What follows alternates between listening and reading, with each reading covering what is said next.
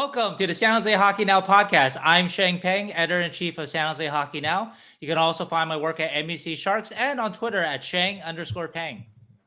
And I'm Keegan McNally. You can find me on Twitter at halfwall_hockey, my website, half-wallhockey.com, or at San Jose Hockey Now. This week, exciting interview we have later on in the show. Yes, we do. We have Craig Button, TSN draft guru. You know him. Everybody loves him. Craig is on here to tell us how much he loves Macklin, Celebrini, and Will Smith. He really loves the both of them. Who he might draft for the Sharks at number 14. We talk about a lot of names, forwards and defensemen. And an underrated Sharks prospect that he really, really likes. That prospect may or may not be one that I also really, really like, but we'll get there when we get there. Before we get to Craig, which is an amazing interview that you guys should all stick around for, we're going to cover a little bit about the coaching search, name a few more names that have been out there in circulation. We're going to cover a recent article by Sheng on NBC Sports, as well as San Jose Hockey Now, about who the Sharks could be possibly looking at for trade or free agent targets. We're going to cover the signing of Luca Cagnoni and his ELC. Woo woo. Congratulations, Luca. We're going to cover another exciting week of Will Smith Watch, WSW. Finally, we're going to mention Craig Button's top 64, kind of go through it a little bit before we get to our Craig interview. Right. And Craig's top 64 just came out this past week. Should note that we talked to Craig before his top 64 list came out. And I know that his top 64 list is people are talking about it. Yeah, there's a lot of interesting names. And actually, part of our interview, a couple names that he mentioned kind of like crept up the charts on that interview or slid down the charts. And he stood on it. Exactly. He already knew, I think, when he was he did. talking to us about who he was going to slide and prop up. So exciting week for you guys this week. Let's start with the coaching search. Last week, we had mentioned three names. We mentioned Jeff Blashill, Marco Sturm, and Ryan Warsofsky as possible candidates. But this week, we have two more names. Who are those names, Sheng? Jeff Halpern and Jeremy Colleton. And I should add that the most recent news, something that we've suspected for a while already, but it's official or unofficial. Pierre LeBrun reported a couple days ago that the Kings have given permission to the Sharks to speak with Marco Sturm. This is after Kings made Jim Hiller their head coach. I think that there was a thought for a moment that they might consider Sturm, who coaches their AHL, their Ontario Reign team, for that job. But since that didn't happen, and since Marco himself has stated that he has no interest in being an assistant coach, so he's not going to go and join Jim Hiller's staff, that the next stop for him is either to stay in Ontario as head coach, I guess, or possibly go to the NHL, and could be the Sharks. But on the other names that are mentioned, Halpern and Colleton, I think Halpern is the most interesting one to me because of the background between Mike Grier and Jeff Halpern. Besides the fact that they were teammates with the Capitals, I believe 2002 to 2004. Besides the fact that Mike Grier actually mentioned Jeff Halpern in a story out of nowhere after the Sharks started off the season 0-10-1. You can look it up in the most recent Halpern story I wrote, or when Mike told that story after the Sharks started off 0-10-1. But I asked Mike, what did Mike gather from his own experience on a really, really bad team that was underperforming? That's the 2003-04 Capitals. And I asked Mike, what did you draw from that you could share with the guys, the Sharks team that started off 0-10-1? And he told a Jeff Halpern story. He said that Jeff and I, we try to take the approach of trying to be positive, because Mike said that he was struggling at first when the Capitals were struggling to start the season, and his then head coach Glenn Hanlon said, "Hey, you gotta get yourself right. Even if your goal is to get out of here, you got to get yourself right. If you play in this mopey way, no one's going to want you." And so at that point, he and Jeff kind of took it upon themselves to be sort of the veteran leaders of the group. I believe both players probably in their late 20s at that point. I don't remember exactly. Mike would have been in his kind of late 20s or late 20s, early 30s at that point. But both of them took it upon themselves to be good examples for both for the entire room in a really bad year for the Capitals. The Capitals team that eventually would draft that pick would land them Ovechkin. Hmm. But anyway, he mentioned that he and Jeff they held it together basically, and Greer got himself traded to I think Buffalo that later that year. Jeff stayed longer with the Capitals, became the captain of the team as you mentioned to me earlier. And so anyway, there's that kind of bond, but I also understand that they're still close to this day. And Halpern has the sort of requisite background, at least on the surface. He's been a Lightning assistant coach since I believe 2018. Has 2 Stanley Cups as a Lightning assistant coach. Before that was a Syracuse Crunch assistant coach and also a development coach for them. And so he does seem like a guy that, in theory, should be good to kind of grow up and develop your Macklin Celebrini, your Will Smiths, and he has obviously that NHL pro hockey experience too. Yep. I think the only thing that's missing is that he doesn't have any head coach experience at all, but he's been an assistant for so long and he's seen the best in John Cooper. Yeah, 100%. Like that coaching staff is, among the league's best, and he was part of it for the past 5, 6, 7 years. Right. I wonder about just this isn't a slight at Greer or a criticism of Greer, but Greer's hired a lot of guys that he knows, like a lot of guys that he's close with, a lot of guys that he's played with or coached with or whatever. And I wonder if, David Quinn didn't work out so well, if he changes kind of course on that and goes from more like, not national fame guys, but more guys that maybe he doesn't know so well, but that have come with a lot of recommendations from other people, or if he goes back to that well and tries to hire people he knows again. I really do wonder about that. People talk to me about that a little bit. And one thing I'll say about Halpern is that some of the guys that Mike has hired and that he knows that people have asked me questions, like good questions about, is this guy really, what's he Mhm. do? What's the point of hiring this guy? That sort of stuff, right? Some questions and nothing like concrete, nothing that I think, oh, this guy is a fraud. Oh my God. Why did besides Igor Aranko, but that's not something that Mike knew before, but still, that not enough that it's for me to kind of pull a string on, but that people wonder. And obviously, the Sharks have not been tremendously successful in the last 2 years, Mhm. so those questions kind of persist. Sure. In the case of Halpern, though, Halpern is, if you look at his track record, very, very decorated.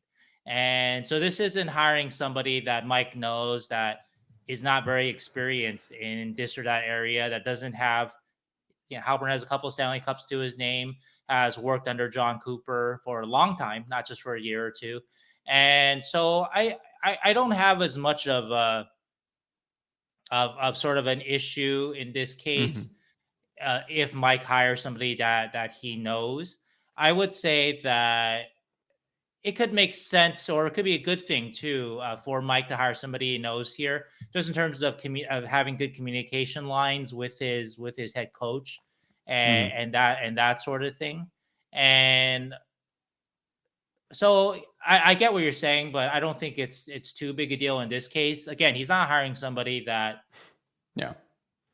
I guess I'm going to use a basketball reference. Not everybody will get this one, but the Lakers are looking to hire JJ Redick as their head coach. JJ Redick, Mm. who, if you know basketball, was a great 3-point shooter for a long time. Currently has an excellent podcast with LeBron James of the Lakers, hint, hint. Mhm. And he's on TV and he's very well spoken, has a great basketball background, but he's never coached anywhere at all in any kind of level, Sure. right? And so Yeah. this isn't, if you want to pick a similar guy that might have some history with, like, this isn't Mike hiring. I'm trying to think of somebody from the Oilers or Sabres days that has like zero coaching experience, and suddenly he's now the Sharks head coach. So I'm just going to throw out the name that I think Mike played with, Derek Waugh, maybe. I don't know. Just somebody like that. It's like, what? It's Ryan Smith doing these days. I actually don't know. Yeah. So, right, Ryan Smith, right? I don't think Smith has gotten into coaching, right? So, yeah, so if you hired Ryan Smith or something like that, right? That's a good one. So I'm not so worried about Halpern Halpern's been around Sure. for a long time. And just a little note on Colleton, he's also an interesting one too. Hmm. Colleton obviously was sort of young. Colleton's still just 39. That's kind of incredible. But he was sort of like the youngest coach in the league for a long time when he was with the Blackhawks. Didn't have great success with the Blackhawks, but he kind of fits sort of that Blashill mold. I mean, a little bit different because Blashill is a little bit more older, more experienced, but both guys that were coaches for a long time of their teams. Blashill longer than Colleton, but maybe the second time around is the charm for one of those guys. And also too, both guys, all these guys, I think that's one thing that we're identifying here, that they may or may not have a connection with Greer or with the Sharks. Like, not sure what Blashill's is, not sure what Colleton's is. Colleton and Greer shared a year in the Blackhawks organization, but Greer was a pro scout. Colleton was the AHL head coach. So there's not necessarily a ton of interaction in that kind of space, even if you're in the same organization. Clear connections with Halpern, with Nico Sturm. I'm sorry, Marco Sturm. Not with Mike, but with the Sharks, obviously. And so, but all these five guys, like we talked about last week, all these five guys are not the top of the coaching search for teams. Obviously, they're not your Sheldon Keefes. They're not your Craig Berubes, because those guys are looking to win a Stanley Cup. They're not looking to be on the kind of, well, at least we're out of the cellar and basement of the rebuild, I think. Right now you have Celebrini and hopefully Smith coming along. So maybe on the first floor of the rebuild now, out of the basement at least. But yeah, and also too that these guys have a heavy, deep development background, which is exactly what you need. You need somebody that is going to, actually, this is kind of underrated point, is that somebody that's also going to appeal to a Smith or Celebrini for them to come out whenever that decision is made. And granted, I think both will come out, but it's got to be a really awful choice for Celebrini to get drafted and say, like, I'm just gonna go back to school another year. Yeah. So yeah, that's a hard one to fuck up. But still, though, you need somebody to kind of sell, I think, a little bit though to these guys and say, like, hey, we picked a guy that we think is gonna grow with you guys, and also too, we're not going to leave you deserted like Willie Macklin was last year, basically. We're going to maybe do this or that. Someone theorized to me, I don't think this is going to happen, but someone theorized to me that Mike might have a couple trades in his pocket by the draft just so he could show the Celebrinis, hey, we're serious. We're not going to just turn it over and make a run for James Higgins next year. We're going to try to be a little better, at least. I wouldn't doubt it. Also, I'd like to point out that Ryan Smith is currently the head coach of the Nashville Warriors U14 squad. So congratulations. Okay, well, yeah, but no, I know. AHL, NHL. No, I'm asking you. I don't know. No, pro experience, right? Okay. So he's had 2 years as the head coach of the Nashville Warriors U13 and now U14. I'm sure he's like, I don't know, hanging out with his kid or something like that. I'm shitting on Ryan Smith. I'm just curious about Derek. Actually, it might even be Derek Roy. Actually, I actually believe it. Yeah, I'm thinking of Patrick Wall, but I think it's actually Derek Roy. Yeah, that's what I remember as a kid. But I'm just curious if he, since I cited him, I'm wondering if he has moved into coaching. Into coaching. Yeah, let's see. It doesn't look like he has. He played for quite a while. He was playing in Germany up to 2021. So the Los Angeles game was 2015, and he still kept playing overseas for a while. So definitely loves playing the game. But I don't see a team staff profile for him though. So okay. Well, anyway, so neither of those guys are up for Sharks head coach, so don't worry about it. Yeah, on that team, Mike Comrie, Anson Carter, Ryan Smith. Anson Carter's a great example, right? Anson Carter, we all know him from that's TV, right? It's not like Mike is trying to push Anson. Actually, that's like a great comp with JJ Redick. JJ Redick, TV guy too. very accomplished, very good there. Anson Carter, good on TV. Don't know if he should be a head coach anywhere. So Yeah, no, that's absolutely true. yeah, Johan that's a good Hecht, pull.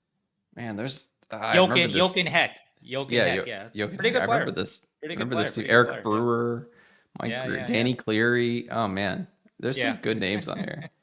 Tom Potey was on this team. George LaRock, Sean Horcock. I'm just like running through the roster of I don't know NHL 2002. I think I just feel like it's all yeah. Anyway, trip down memory lane. Yep. Good times. And All none of right, those will be the Sharks head coach. probably not. Maybe Jeff Yeah, Halpern. Maybe Jeff. maybe Jeff Halpern. Halpern, but he wasn't on his Oilers team, so. Yeah. All right. Let's see. The next topic for today is a article that you had put out. It was kind of similar to our a little bit of our mailbag slash Sure. off season predictions podcast that we did a few weeks back, where we thought about what players were out there in this year's free agency trade class and who the Sharks might be looking for. And there were some themes that came up in your article, but it makes a lot of sense about who they might target with all this cap space. They have like $40 million essentially. Right, right. But I eliminated a lot of the names. This will disappoint people, but I eliminated a lot of your Marner, your Netches types. Mhm. Those guys are going to cost first round picks, right? I do have a kind of a crazy idea about Netches that I ran by a scout. I don't know if I'm going to write about it because it still seems pretty far fetched. But I'm going to Okay. throw this one at you before we get to the sort of the article is what type of players should Sharks target this offseason? But Mhm. would you, if Carolina basically said, okay, take all of Kotkaniemi's contract, the rest of it, Sure. and we'll give you Netches. And of Yes. course, you also had to sign Netches to a 8-year deal or whatever he wants, right? At like whatever, 7 million at least, right? That's probably Mhm. like the right range. He is a little bit younger, obviously. Netches, he's 25. I know some people will be like, well, why don't you just give Timo Meier that money? Timo Meier's a couple years older. That makes a difference here. But I'd do it. would you do it? Yeah. Okay. Yeah. I don't like Kotkaniemi that much, and there's actually theoretical rumors that it could be bought out, but the fact that his buyout is so cheap anyways, screw it. Yeah, like you just get a free Natchez for an $800,000 buyout. If you buy out Natchez, his contract is like $800,000 for 6 years or for 12 years. So that's That's a good point nuts. about Kotkaniemi. Yeah, I didn't think about So that, right? Yeah, so that because could it's be, but that actually makes it less likely that Carolina needs to make a move like that. Then, 100%. Yeah, they could right? just buy him So, out if they really wanted to. right, because the buyout's not too bad, right? So, okay, Yeah, so I don't know. Then maybe that doesn't make sense then, because then you had to pay up for Netches. Then, if the yeah. punishment on Kotkaniemi isn't that Well, if it bad, was like, I then mean, if for Carolina, if it was like we give you Granlund and we give you Kotkaniemi and HS, maybe it makes sense for both sides because they want somebody who Mhm. improves their team, and they don't want to have to pay for Kotkaniemi anymore. And the Yeah, but plus what'd you say? is The buyout is like 800,000 for 12 years. for 12 years. Yeah, I don't know. they might Maybe. just I do mean, it. I don't know. That doesn't seem like a good deal for them. I guess now also with their changeover in management and everything, like the Mhm. person coming in may not be as shy about buying him out, right? Because like it wasn't his mistake, you know. Right. The violence just seems so low. Yeah, that it's not much of a punishment. So I'm not seeing. 12 years is a long I was time, but thinking it was a long time, but that's so low. So it's because he's under 26 or whatever. The buyout right. rules are different. Is It's it like 800 k straight for 12 years? There's it's no deviation. 835 for like 3 years, then it's 435 for a couple years, and then 835 after. So it's Oh really wow. cheap. Yeah, that's But you just got to do it for yeah. 12 years. So I don't know. Yeah, that seems pretty nothing though. Okay, so They might just buy him okay, out, yeah, or they might just or buy him yeah, out. or It's trade a to team, another team for a plus. Like, hey, here's our second and a third or whatever, and then you buy him out, kind of thing. right. But it's basically it's not that much of a value to them Yeah, though.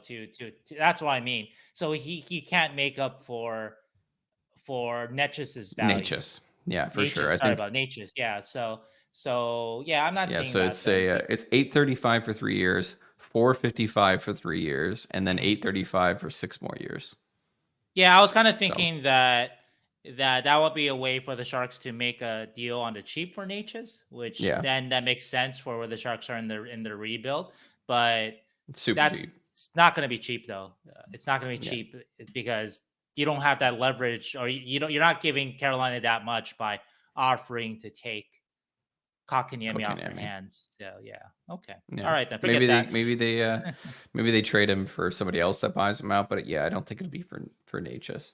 Yeah, yeah, Uh, yeah, yeah. Nature's is going to cost a lot too, so I think that's your Marner. He's going to cost a lot. Even Ehlers is older, but mhm. Ehlers is a really good player, and so even though Ehlers is older and just has 1 year left, and it's going to be UFA, which does lower his value, it's still going to Mhm. be more than the Sharks should pay at this point, I think. What'd be interesting is if But Kokanami does get a buyout, right? Then he's an RFA like in the market, right? Like he's just out there. sure, Sharks could grab him for as much as they like. They could overpay, and it's kind of like making the same mistake twice. Like Carolina overpaid to get him again, but they could pay yeah. him $2 million if they wanted to, or whatever. Yeah, well, it could be like the Zadina thing, right? But not quite, Yeah, obviously, because Zadina walked away from his contract. Not quite the yeah, same thing, but yeah, that actually leads into so in that article on the website, once again, what type of player should the Sharks target? yeah. Does repeat a lot of the ground that we talked about, but I think the what I wanted to get your thoughts on are on the positions that I've focused on. And do you agree that hmm that's generally the type of player and the position that the Sharks should be looking for? hmm And the very first one, actually, which speaking of a center, and Kotkaniemi is not my favorite guy for this, but I do think that the Sharks 100% need insurance for Logan Couture not being Yep. around. And if Couture is healthy, great. Bonus, then you're very deep up the middle, and you can even put one of these centers at the wing. But right now, though, without Couture, though, we're talking about Granlund, assume Celebrini, and Nico Sturm. And that is not deep enough to insulate Celebrini. And again, the whole point of this, I want to emphasize, I mentioned this in an article. A lot of you guys know this, but not everybody does. Don't care if the Sharks make the playoffs next year. I'm not trying to get the Sharks into the playoffs. I'm just hoping that the Sharks do not lose games as often like they did last year. Cut that goal differential down from minus 150 to say minus 75. Yeah, Get 65 points next year, have still a shot at James Higgins, win the lottery, still have a shot at James Higgins. Perfect. That's what I'm aiming for. An environment that is positive for Celebrini, for Will Smith, and for Eklund. Again, I give Eklund a lot of credit for what he underwent last year, and he got through it fine. Henry Thrun, too. Very, very difficult environment for a young player to grow up sure. in, especially of sort of the rookie year and expectations on them and all that kind of stuff too, especially for Eklund. Eklund, the way people talk to him or talk to him or about him, a lot of weight is on his shoulders, and so it's good that not only are these other young kids going to come in to take some of that weight off, but also hopefully they sign a guy or two. So anyway, that's the point though, to make a more positive environment. It's not to win the Stanley 100%. Cup next year. And so anyway, so center, Yep. my suggestion that I mentioned on a previous podcast, and I've kind of run it through some people, and they seem to think it makes sense too, is Pageau, particularly because the Islanders are up against the cap, and they may need to move forward from a Pageau, kind of a luxury guy for them, who had kind of a down season last year, a little bit older, 31, 2 years left, 5 million AAV. But anyway, positionally though, does that make sense to you? It does. That they get a center. My only concern about JG Pageau, and it's not a knock on him, I think he would be Mm-hmm. great on the Sharks, is more on a knock on Lou Lamoriello and the New York Islanders, is that Lou is so stuck in like his ways of how he runs a team. Like Mm-hmm. they just don't make moves. They just don't do a lot of interesting things, especially to their forward core. They just keep running the same forward core over and over and over and over again. And like I don't know. He just doesn't seem the kind of guy that would make a big swing like trading TJ Pageau, who's been there for a while. It's possible, like if Mm-hmm. he needs to make a change, and maybe he feels like he does, but I don't know. He just seems stuck in his It's ways, not so more about that's the what I worry change thing about. though. It's more about like cap though, right? Like Cap you can space, keep yeah, running back the same core if there's no such thing as a salary cap, but with a salary cap, I'm not sure what they have sort of up. I gotta look hmm at it, but I spoke with Andrew Fatunicio. He's yep, the NYI Hockey Now guy, and yep, so I wanted to get a sense from him. And he said he thought that the Islanders are so up against the cap that Pageau might be the one that has to go. Like he might be one of those guys that Has to leave. if the Islanders are going to make any space to add anybody or resign anybody, that he is sort of the most likely candidate because he's sort of the most overpaid and not quite producing quite at the level of the payment. I know a guy like Brock Nelson would be great, but you're not getting a 34 goal scorer off of loose hands for on the cheap, right? Whereas Pageau, you might be able to get on the cheap. And you might be doing Lou a favor. He's not going to give you a first round pick along with him, but you might be doing him enough favor that he'll maybe throw a pick your way. And Pageau is still a player; he can help you. So anyway, Pageau's not like the only guy out there, but just the type of player, right? No, like, I agree. Mentioned in an article that if you can just clone Granlund or Couture, great. That's you're done. That's the kind of guy you need. So that's where I guess the when I wrote this article, that's more like the spirit of it. I of course you had to mention a name, or otherwise it's just like just a type of player is not enough for an article like this. You have to throw out a name, but in purposes of this conversation, though, it's more like the type, though the exact type is a Couture, Granlund, sort of maybe not as good, obviously, but also on the cheap too. So okay, next position is a gritty scoring winger. And when we talk about gritty scoring, a guy who can show up on a third, maybe even a second line and not embarrass you. So not a guy that is gritty and belongs on the fourth line. No, that's not good enough for the Sharks team. Sharks have plenty of fourth liners. They have plenty of bottom pairing defensemen.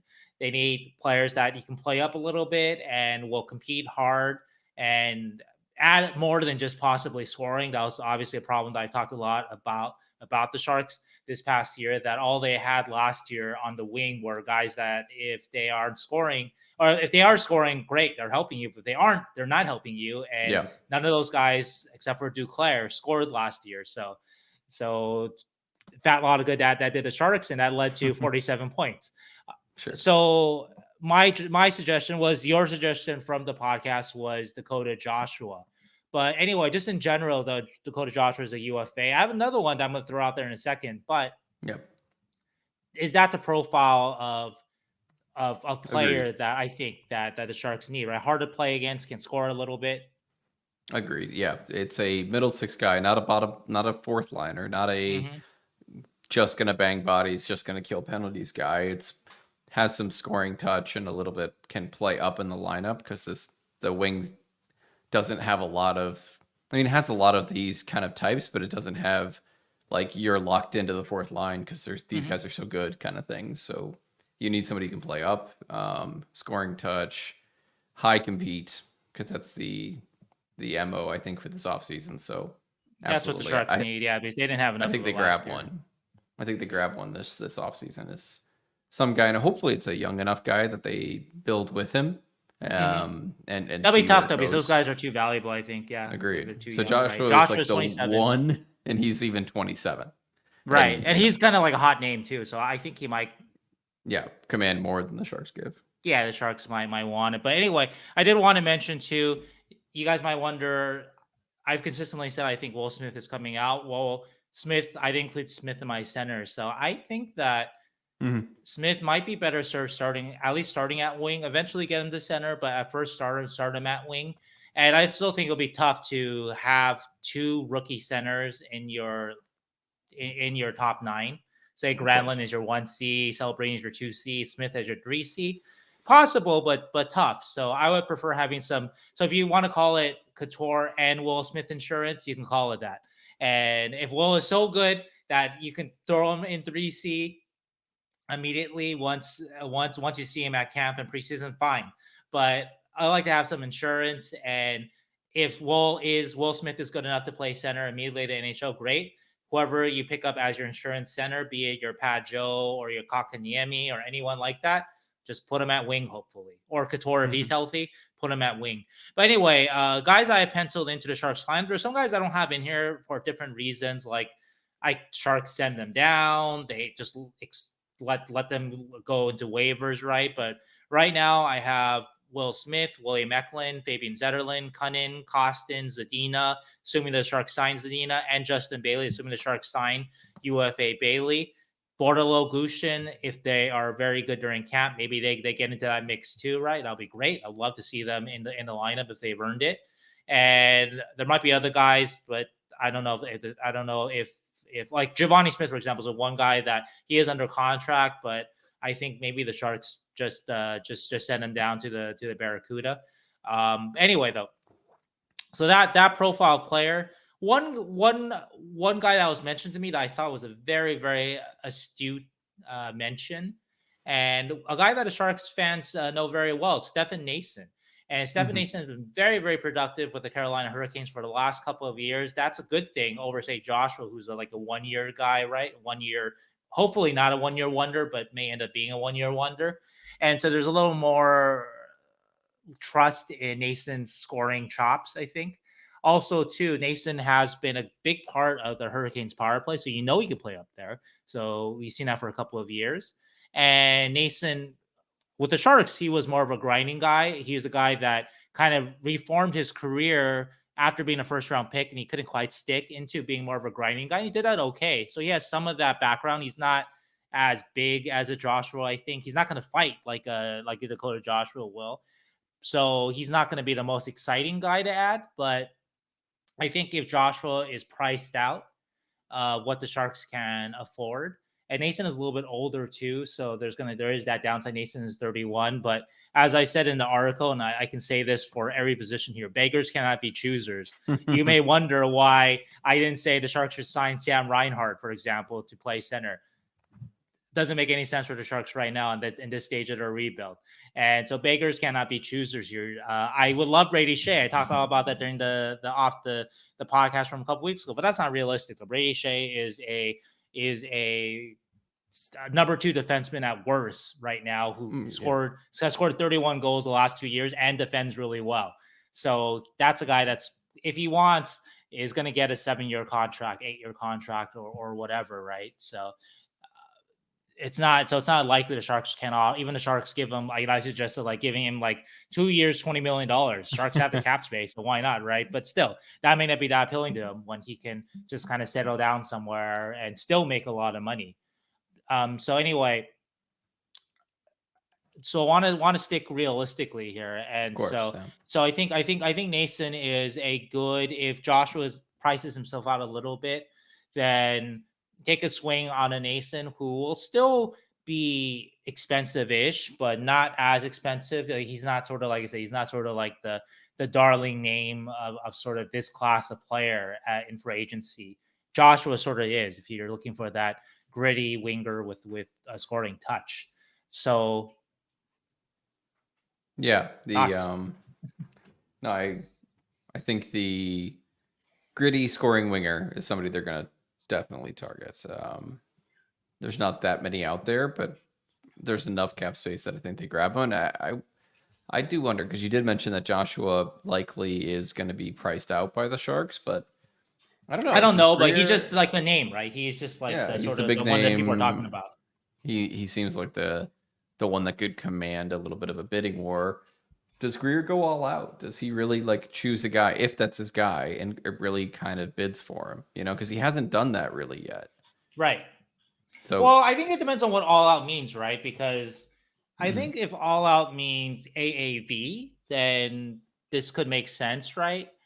If it's years, then maybe he's a little more careful. I know that Greer has used extra years as an inducement for people to come. Matt Benning, Kyle Burrows, right? Even Nico Sturm, contracts that of length that they weren't necessarily getting anywhere else. But there's going to be a certain offseason where that extra year can actually come back to hurt the Sharks. Right now, it won't, because they're so bad. But if you give Joshua, let's say you're prepared to give Joshua, I think AFP Analytics has Joshua at right now at 4 years, 3.25 AAV, which is not too bad. I think that's doable. But Joshua is he's young enough, and he is, like you said, he's like the du jour name, right? So what if the team says, hey, we're going to go 5 years, let's say 5 million. I don't know, just sort of throwing that out there, right? And so then if you're a Greer, then you're like, well, I can sign Steph Nason for 3 years, $9 million. So maybe I'll go for Nason, right? Yeah. So it just sort of depends on what the choice actually becomes. So whereas if Joshua's like, hey, I think that I can still earn another big contract in my career, and I want to do that, and I don't want to spend too many years in one place. And so, like, would you give me a 3 year, say 15, like 5 million AAV, but for 3 years? Maybe you take Yeah. that swing Yeah. because, yeah, by the third year, if Joshua is a bust, well, you can dump it, and then that's when you need to start worrying about your cap space. Maybe in 3 years when say Celebrini's DLC is done, whatever, all that kind of stuff, right? Yeah. All When the with these young ELCs kind players, of expire, so you need right, to. right. So I don't know. So like, does he like Joshua? I don't know. I don't even know how. I don't. Maybe Greer doesn't even like Maybe he Joshua. hates So him. yeah, exactly. No, I we're mean, just kind Joshua of. was on waivers, I believe, at certain points, right? So so it's Yeah. who knows, right? Yeah. But I think though that profile of player though is what you're. I mean, that's what they're hoping for out of Cunnin when they traded for him. And while Cunnin hasn't provided quite, I think you hope for a little more scoring than Luke has provided. That I think that you kind of continue along those lines of player though, Agreed. and Let's I think that's going to be good let's move on to the big elephant in the room of the Sharks' weakness, which is defensemen. right. It's kind of the I guess it's not even like a secret that the Sharks just have a very bad defensive core right now. Like it doesn't move the puck well, it doesn't defend well. It's full of a lot of journeymen and third Right. liners that kind of are playing way above where they should be in the NHL. So I think we both think that they're going to grab a defenseman this year, even if they have Oh, they 8 better. Oh, defensemen dear signed. Lord! If they do not, I can't imagine like It's going to be bad. trying to tell Rick Celebrini, hey, we're gonna be fine.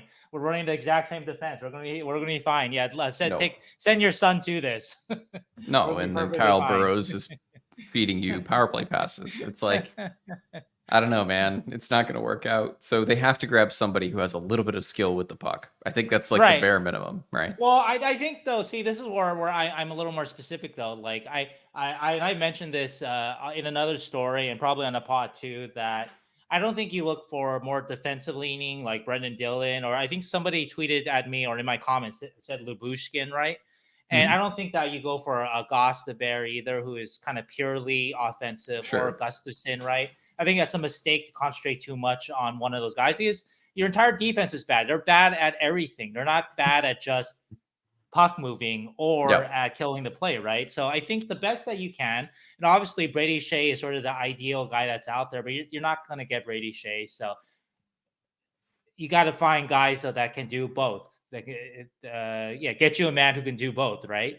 Yeah. And so the two guys that I have in my thought are Dylan DeMelo and Hmm. Sean Walker. Both of Interesting. them, both of them, they're smaller on the smaller side. So again, beggars can't be choosers here. DeMelo 6'1", Walker is 5'11", but they're both high compete guys who are really they're willing to stick their nose into it defensively. They're both legit top four guys, not like top four only because the team is bad, like say Henry Thrun, right? Who did the best he could, but Henry Thrun is not a top four defenseman right now on a even an okay NHL team, right? If we're being honest, right? And so you want two guys that can push Mario Ferraro down to being like, say, your third best defenseman, maybe. And that's good. I think that's good for Mario. So, um, but you can't target like the top of the free agency kind of guys, right? Like Shea, like Pesci, like even Zadorov. I think it's gonna like a tier higher than the Sharks. Makes sense for the Sharks to spend money. I think I could be wrong. AFP actually has Zadorov like around where DeMelo is at AAV, but I feel like Zadorov's postseason. I don't know. He might go a little A he little might bit go a more. little crazy for him. Yep. Yeah. And so anyway, so I think the specific word I'm looking for is not besides just better defenseman, but not just better at offense or defense, but better two-way defenseman. Hmm. A guy that you can put on the kill and a guy that if you put on the power play, like a DeMelo or a Sean Walker, yeah, shouldn't be your PP1, but isn't as sort of reaching as say Kyle Burrows on your PP1. And so anyway, I have this with the idea of adding these two guys around Mario Ferraro still, Henry Thrun, Shakir Mukhamadullin, And Vlasic you're not getting rid of Vlasic. So I think though trying to push Vlasic down to your 7 or 8, I think is fine. Vlasic still does some things well that if he's on his game, I think he can still help you. But he definitely shouldn't be necessarily every night kind of player. Actually, I think that looking at this group that they currently have, I'm not counting Muka Madula and we see them play, but actually, I think your best puck movers might be Ferraro and like Vlasic of this group, to be honest. But these Vlasic still makes a pretty good first pass, actually. But anyway, though, and on the right side, Jan Ruda, Matt Benning, if he's healthy, Ty Emerson, and Kyle Burrows. So I have guys like Addison, don't sign him. Let McDonald go to free agency. And then of this group, let's say you signed the 2 defensemen I mentioned, right? Then I think Burrows, you bury in the minors maybe. Emerson, you hope he makes it. Muka Madulin, you hope he make. You expect Muka Madulin to make it, but make them compete. Give them some guys to kind of leapfrog, which I think is always a good thing. And in between Ruda and Benning is an interesting one. Benning obviously coming off hip injury, so maybe Ruda is insurance on that. Both right-handers, both defensively oriented. And it was also noted to me, a scout told me just move one of them. Move one of them and clear the way for kind of. I think that makes a lot of sense. Ruta and Benning feel like redundant pieces if you're signing more players.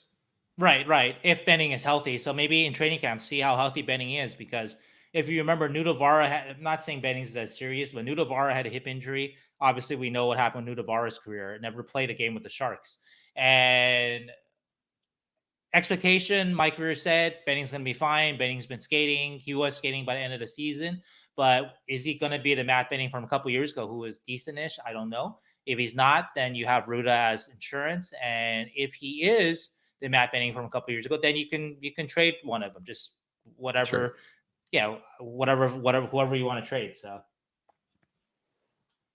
Yeah, they need to fix it, but they also have so many dudes that are already under contract or guys they should sign like Emberson and Muka Madulin who should be up. So yeah. There needs to be some shuffling, I think, is the way to. Well, I think, like I said, you need to get guys that are clearly over what you have, and then okay, now you got to compete for a job. Ty Emerson, you got to compete for a job. Muka Madulin, you got to compete for it, which I think is all okay. I think that's perfectly fine. So agreed. Yeah. And they roll with Mackenzie Blackwood and Vitek Vanacek. Yeah. Goal. Yeah, I don't think there's any change there. Yeah, and so again, this team isn't going to make the playoffs. I did a kind of a theoretical projected lines, right? So sure. Eklund, Granlund, Costin, Joshua, Celebrini, Zetterlund, Cunnin, Pageau, Smith, Will Smith, Zadina, Sturm, Bailey, Ferraro, DeMelo, Thrun, Walker, Muka Madulin, Benning, and then Blackwood and Vanacek. And then spare guys, Vlasic's a spare guy in this scenario. Who's the other one? Maybe Ruda, maybe Emberson, right? And at forward, Burrows. Yeah, maybe Burrows. At forward, your spare guy could be Gushin or Bordeaux. Hopefully they break into the lineup. Who knows? But Giovanni anyway, Smith as well. Yeah. Maybe Smith, right? But not a great team, but this should be better. Maybe. I think maybe. It will be. So, I think it'll be more well-rounded, at least a little bit. It's a different type of player than definitely Mike seemed to be targeting or that he left on the team this past season. So yeah, and you're growing a bit with Eklund getting first line duties, Zetterlund getting second line, Celebrini growing. You're working right. Maybe Thrun will be better, right? Yeah. So there's different guys who can also improve from last year, and if they do, then that definitely helps things out quite a bit. Because they're going to be bad. We should fully expect them to be. They're going to be bad, yeah. Bad. But you need guys to sort of, make life easier for Ferraro. Give him a better right-handed partner. Make your life easier for a Thrun, right? Give him a better puck-moving partner. I think that a lot of that. Do you know who we've forgotten in this entire thing to improve the Sharks' defense is Luca Cagnoni, who clearly is going to make the NHL out of camp next year. Luca Cagnoni recently said in his press conference that his sights are set on Barracuda. So well, he's going to overshoot. He's going to go right to the top. He's not overshooting. You're overshooting for him. He's not overshooting. So. I know. So Luca Cagnoni signed his ELC this week. Congratulations, Luca. This is awesome. We JD and I briefly ran into Luca at the draft, and we said hi and congratulations Mhm. to his family and him after he got drafted, which was very cool. He had a fantastic year after that, Mhm. and he put up the most points in the WHL by a defenseman in 30 years, which is, you know what, pretty damn good. It is. Um, Pretty damn good. We talked. You'll hear in the interview with Craig Button about Luca Cagnoni and his Oh, we did season, ask, and right? That's right. Oh, yeah. yeah, we asked about what he needs to do to make pro hockey. So stick around for that. And there's a lot of talk because he can go back to the AHL. He turns 20 before January 1st. He can go to So AHL or go back to exactly, he can go to Portland. the NHL, the AHL, or the WHL. He's kind of like you go to Europe. I don't know. Maybe not. I don't know. But he could go anywhere. So the question is, what do you do with Luca Cagnoni? I guess it really depends on his training camp. Is the answer that I would Yeah, give. I think there's I still agree. things for him to learn in the WHL, but that's been my takeaway is that I think one more year in the WHL would do him good. But that's just me. I'm not a pro scout. It's just me watching him and how I see his game currently. But again, I think one more year would do him well in the WHL. I think we were asked about Cagnoni during our mailbag, and I think I answered it this way then, and I can repeat it, or I said it on another podcast that I think Cardwell will be instructive in the sense that Cardwell 2 years ago was in camp, played an exhibition game, looked okay, but didn't blow my doors off necessarily, and the Sharks gave him a long look though. They kept him pretty deep into camp, and Mhm. like I said, gave him an exhibition game, and then they sent them back to Barry. And Cardwell had a great season that year, even better season the year before, and he was named the Sharks Prospect of the Year. And he definitely came when Cardwell came to the Barracuda this past season. He was definitely a better player than I saw the year before.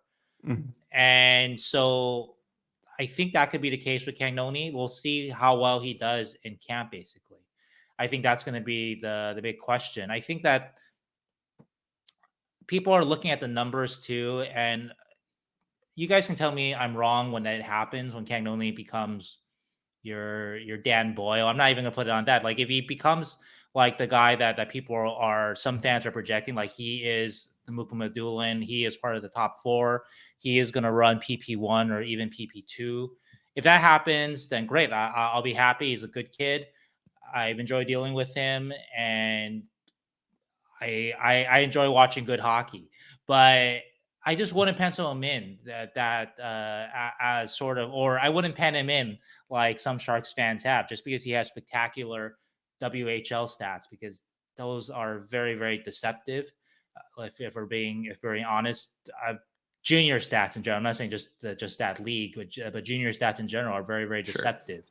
And so I just want to remind people of that I was having a discussion with Lakshaw, Fear of the Fin, and he just did a prospect story. And he has Cagnoni very high on Cagnoni, and I told him over DM, and he can share it if he wants or whatever, right? But just I have a lot of questions about him, and the people I talk to, and I'm not going to give it all away, but we asked Craig Button about Cagnoni, and he didn't seem he wasn't placing Cagnoni in a kind of the same class of say a Mukum Abdullah or even close, right? Mhm. We'll just leave it at that. You can listen to the interview coming up, but when I talk to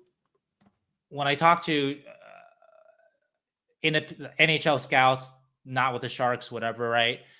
The four names that really excite people, I think, in the Shark system: Celebrini, is not in the Shark system yet, but he will be, of course.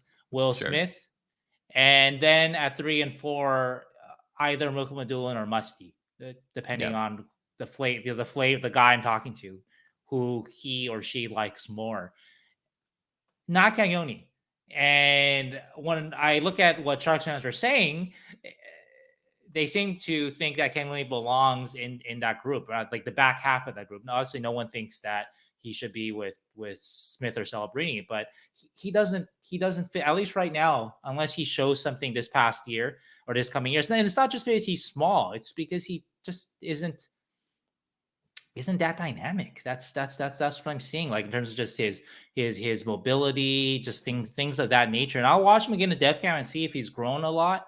And maybe he has. Maybe he's going to really get my attention. I'm very very excited to see him. Same with like Haltonen, other guys that had good years, but there are questions about, right.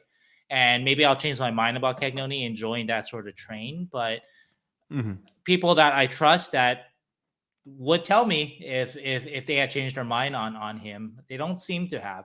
And so anyway, I want to a word of caution is all. And that's why I want to remind people that he is a good prospect, but he is not in that group of sort of elite Sharks prospect yet. Sheng is the Debbie Downer. I am. I am. I know I am. I look, I want to put guys higher up. Sure. But I think okay, so yeah. I think this is my real opinion of Luca Cagnoni, and I've Mhm. said I guess this is not like it's any different than before, but and I'm not a guy that like hates on small prospects or I know it's at all. small matters, but it's not the defining reason. If he was Sure, small but I and also I love yeah, small prospects sometimes. Like it depends yeah. on the prospect. I think Zach Benson was like number 4 or 5 on my list. I love Zach Mhm. Benson. He's a 5'9" prospect. I love him. I love Olin Zellweger. I love Logan Stankovic. Like Mhm. dudes that you can see when they play, they are a little different despite their size. They still play like they're 6'2", and Cagnoni doesn't play like he's 6'2". He plays like he's 5'9", and it in the WHL is working out great. And I just worry when he goes forward if he plays that way that it won't. So and the same with Gushchin. Like even if I like had like a heart to heart conversation with myself about Daniil Gushchin, he plays like he's 5'7". He plays very well at 5'7", and like he's done very good for a 5'7", 8, however tall Daniel Gushchin really is. Nobody knows. Yeah. He's very tiny. But the point is, like, he plays like he's that small, and until he doesn't play like he's that tiny, it's very, very hard to make the NHL. And Cagnoni's not as like defensively inept as someone like Ryan Merkley. He's not No, like no, of course not. Of none of course not. that. Yeah. So, but He tries. He tries. Yeah. yeah, and it's not even like, and he's actually pretty good. Like his reads are actually very good. It's just in the corners, under pressure, puck on the wall, and he has to defend and evade pressure without just with actually taking some contact. He doesn't do what I would hope from a guy his size, which is like be a little bit hard to take the puck off of. Like he's just too small right now. So my thought is give him more time. Like I don't Sure. rush him into an environment where the guys are going to be bigger and stronger and faster and better. Like give him another year. Like I don't know. Just my thought, but who knows? I could be wrong. And he's completely fine in the AHL come September. I still like the player and I still like his I do too. mind. I Yeah. like his reads are, like I said, very good defensively. His breakout passes are great. He activates when he needs to, and he's very calm. Like he reads offensively and defensively quickly, and I enjoy that as a player. And I think you don't want to lose that, right? You don't want him to then double guess, double think all the things that he's already learned because he's under pressure. So I don't know. I'd give him more time. Yeah. But I'm not a guy Yeah. who hates or loves small prospects. It's just certain prospects I can see. Like Benson made the NHL as a 5'9", 18-year-old because he's able to do it, and Cagnoni's not that, in my opinion. So I Yeah. don't know. For a smaller guy, when I hear the words not dynamic, his mobility, that's where like there's something that you do need as a smaller player, right? You need to have that compete in that heart, which I think actually Ken only has. I'm not worried about that part of it. But if he is the smallest defenseman that can't evade people, and one scout told me flat out that I think his ceiling, and I put this in an article, his ceiling is Kalen Addison. Okay, great. Mhm. That's a guy that can play in this league, but that is a guy that is nowhere in your top four. It's not doesn't belong in your top four, at least at this point in his career. And so I'm all for giving Cagnoni time. We'll see how he does in camp. I would love to be proven wrong, but I just want to. The reason why I guess that I'm making a point to mention it is that I think that it's important to communicate to people that, or to fans, that I don't think that the NHL community, the sort of the league, the industry, whatever you want to say, right? The scouting community, the NHL scouting community, that they see Cagnoni as surefire as Sharks fans do. As I don't think they definitely do not see him as a top 5 Sharks prospect. Maybe top 10. He's out of my top 10, but he might be He's top in my 10. top 10, I believe. He might I be think. at the back end of your top 10, right? So maybe, Mhm. but yeah, like just kind of how do you say it? Slow, just hold your horses, and like you said, give them time, Yeah, and maybe the things that I'm talking about, maybe that improves. Maybe that takes a really big jump. And then he sure. can be your Lane Hudson type or whatever, right? Because people see the points and they equate that, oh, these are similar Mhm. players, and they're not necessarily, right? And so maybe though that he'll take that jump this year, and I hope he does. And please remind, I'm really happy if I'm wrong about this stuff. I'm not trying to just shit on people's parade. It's just what I hear. I communicate what I hear. If I was surprised by how excited scouts are about Mukamadulin, but I communicate it when I hear it, I communicate it.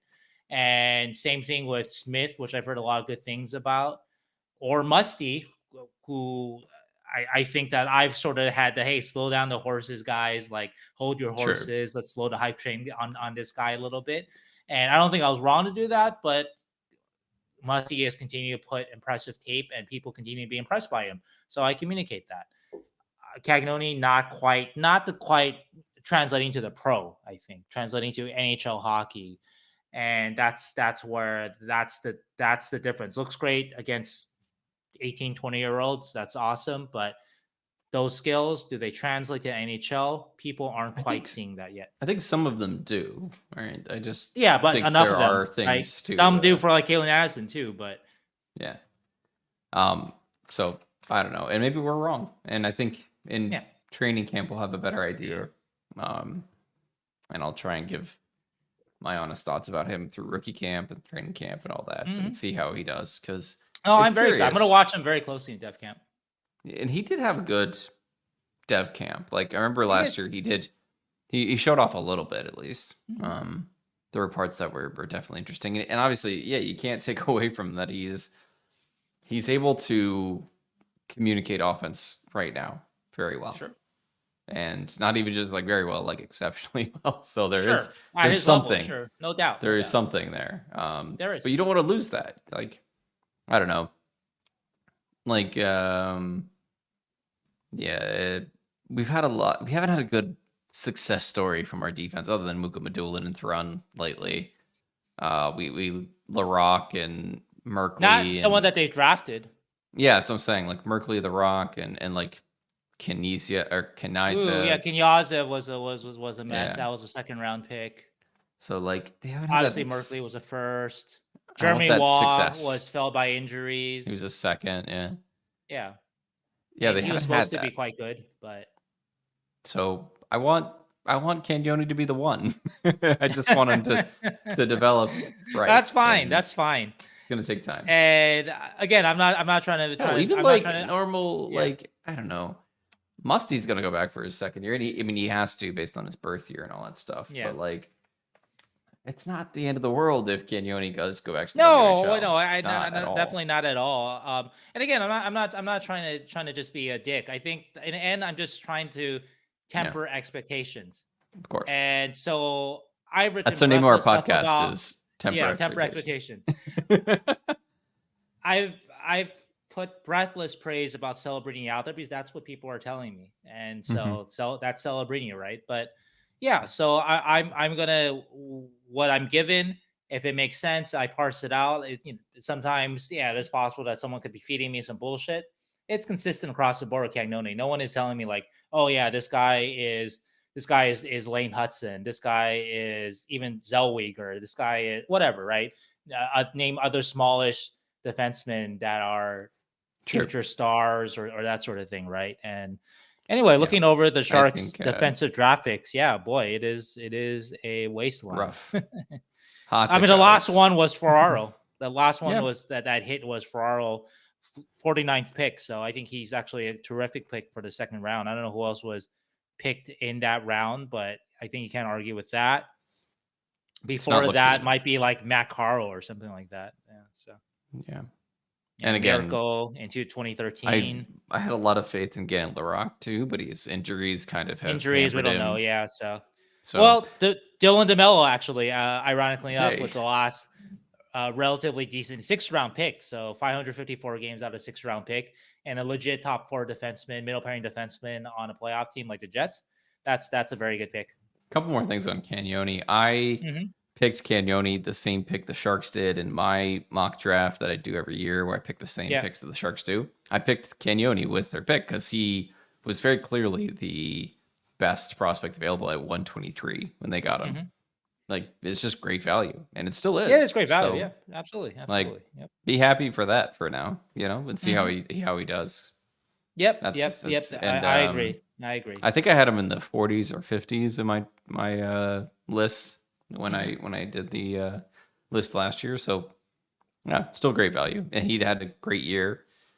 I still like the player a lot. So I don't know. I'm gonna get a lot of hate anytime I mention like anything like even slightly. Do you really? Do people No, say anything? people Okay. Yeah. people mention things to me that or they question. Like I don't know. These are my Okay, well, thoughts. I guess I'll be questioned a lot after this podcast, but I think I've been consistent with Cagnoni. There's a reason why he's not in I my think top people 10. know you're a Debbie So, Downer, and that's why I'm like the ray of optimism for the Sharks podcast. And I do love Cagnoni. all I'll say is Trust that me. if you've been listening to, I'll say this for myself. If you've been listening to myself and my sources since I started covering the Sharks, talking about prospects like your Blickfeld, your Gregor, all the way back then, right? If you had listened to that, taken that to heart, you would not have been as disappointed as you have been over the years. Yeah, So, but would you be happier? I don't know. I don't know. I think you're happier if you know the truth, but Uh-huh. because the truth, eventually the truth, you can't hide from the truth. The truth shows up on ice and scores 5 goals over a whole season. It's fine. I'm Four still gonna forward, hold out that. or plays one NHL game like Kenyaza and plays exactly one NHL game, and arguably actually the worst NHL debut that I may have ever seen. It was pretty bad. It was very, very bad, right? And Sorry. so, or even Merkley. Merkley is a classic one that, again, it was clear. I mean, again, this to me, but also talking to people that I trust that aren't trying to get the Sharks or talk bad about the Sharks, they said the same shit about Merkley, and I said the same shit for years too. That this guy is, it's don't put your hopes on him. Mhm. And I think if people listen to that, they would not have been disappointed as they ended up being with Merkley. So I'll leave it at that. That's probably the most classic example of somebody that It's all right. that I think Dylan. people were higher on. That I was like, nah, don't. Yeah. Yeah. So Dylan Gambrell is our number 1 center in the future. Don't worry about it. There's a lot of yeah, hype for him too when he came out of college and was like above a yeah. point per game. So But again, though, scouts, right? And we talked about the scouts they project. They don't look at just points, whatever level you're at, the WHL, the of course. AHL. They're looking at just how things project. So Gambrell, his pace, his skill is good enough to be a top 6 center at the AHL. But does that pace and skill translate to the NHL?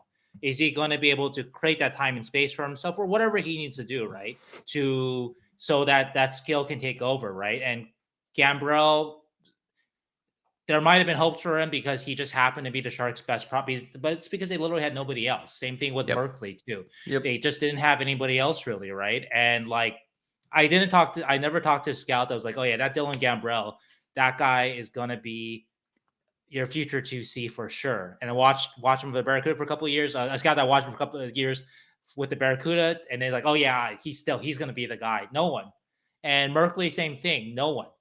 Maybe the Sharks thought so, but again, that's why I always go outside. I don't just talk with Sharks people, because the Sharks people, again, I don't blame them, but they have reasons for pushing certain guys, right? And trying to sell hope to the fan base, right? Of course. I Yeah. don't I don't waste my time with that because that's not my role. That's not my job. I don't work for the Sharks. So yeah, I think that Sharks fans should be, I guess, a little bit of a tangent, but Sharks fans should be very, very excited about this prospect base. Very, very excited. But I consensus, your top prospects are the four that I mentioned. And other guys, a lot more question marks, from Bstead to Edstrom to Bordelot to Gushin to Cagnoni. So And Altonen and Lund and like all guys those that guys, yeah, all the they have Havlet down the line, yeah. Graf's a they big one that Graph's a that good I, one. that I do feel like when they signed him, I had to sort of be that Debbie Downer, right? I didn't want to Yeah. be. I was hoping to hear great, crazy things about him, but I didn't hear that. So Yeah. Every single prospect passed a couple. And that's what made me so excited for Eklund for the past 2 years was like Eklund was the one where I was like, he's gonna make the NHL. You know and it, he, you he see did, it, he does, and he right? And did. scouts were But consistent on that. Like there were yeah, questions, and maybe Eklund's ceiling doesn't quite go as high as people hope, but of course. consistently though, people are impressed with Yep. Eklund. They think he is going to be a good winning NHL player that Yep. is going to provide a So lot of skill and is good everybody two-way. else has question marks, and they'll Yeah. continue to have question marks until they prove that they don't anymore, or that they overcome them with the rest of their game. Right. So Right. that's just the way that it goes. And Cagnoni's included. I agree. I would not put him in the top four. Where those other guys like Smith, Celebrini, Musty, and Mukabadul, they have enough that you're pretty confident that something's going to come Yeah, and out there's of them. still question marks for all those guys too, Of but course. yeah, you're just more confident. Of course, the confidence rises the higher up you go the chart, right? From Yeah. the confidence from Musty to Celebrini is a huge gap. Of course. Yeah. So, It's exponential in terms right, of but then a the gap from top end. Cagnoni to Musty is also a huge gap too. Is what I'm trying to Sure. communicate too. But the cap from like Cagnoni to Gushin, Bordelot, Yeah, it's whoever you closer. want to plug, Yeah, it's closer. it's reasonable. It's reasonable. Yeah. So Anyway, Luca's never going to come on our show now. Luca will never come I on. really We enjoy spent talking with 30 Luca. minutes Actually, so talking I shit would about say that Luca. I think we spent 30 minutes talking real about Luca. And Mm, if Luca wants to come on here after he makes it to the All-Star team and say, "Hey, I remember this," and chip on his shoulder, I would love that. I love when guys are real, when sure. they use stuff that literally somebody said and they put it on their bulletin board or whatever they do. They put it on God, their phone as a wallpaper, whatever my kids do these dumbass days. face. Yeah, your dumbass face, my dumbass It's face, just- because I'm the one that has him out of the top 10. I would love that. I would love that. So I hope he does it. I hope he makes me eat my words. And my words yeah, I think are not mean. I think they're fair and measured, but still I hope he makes me eat them.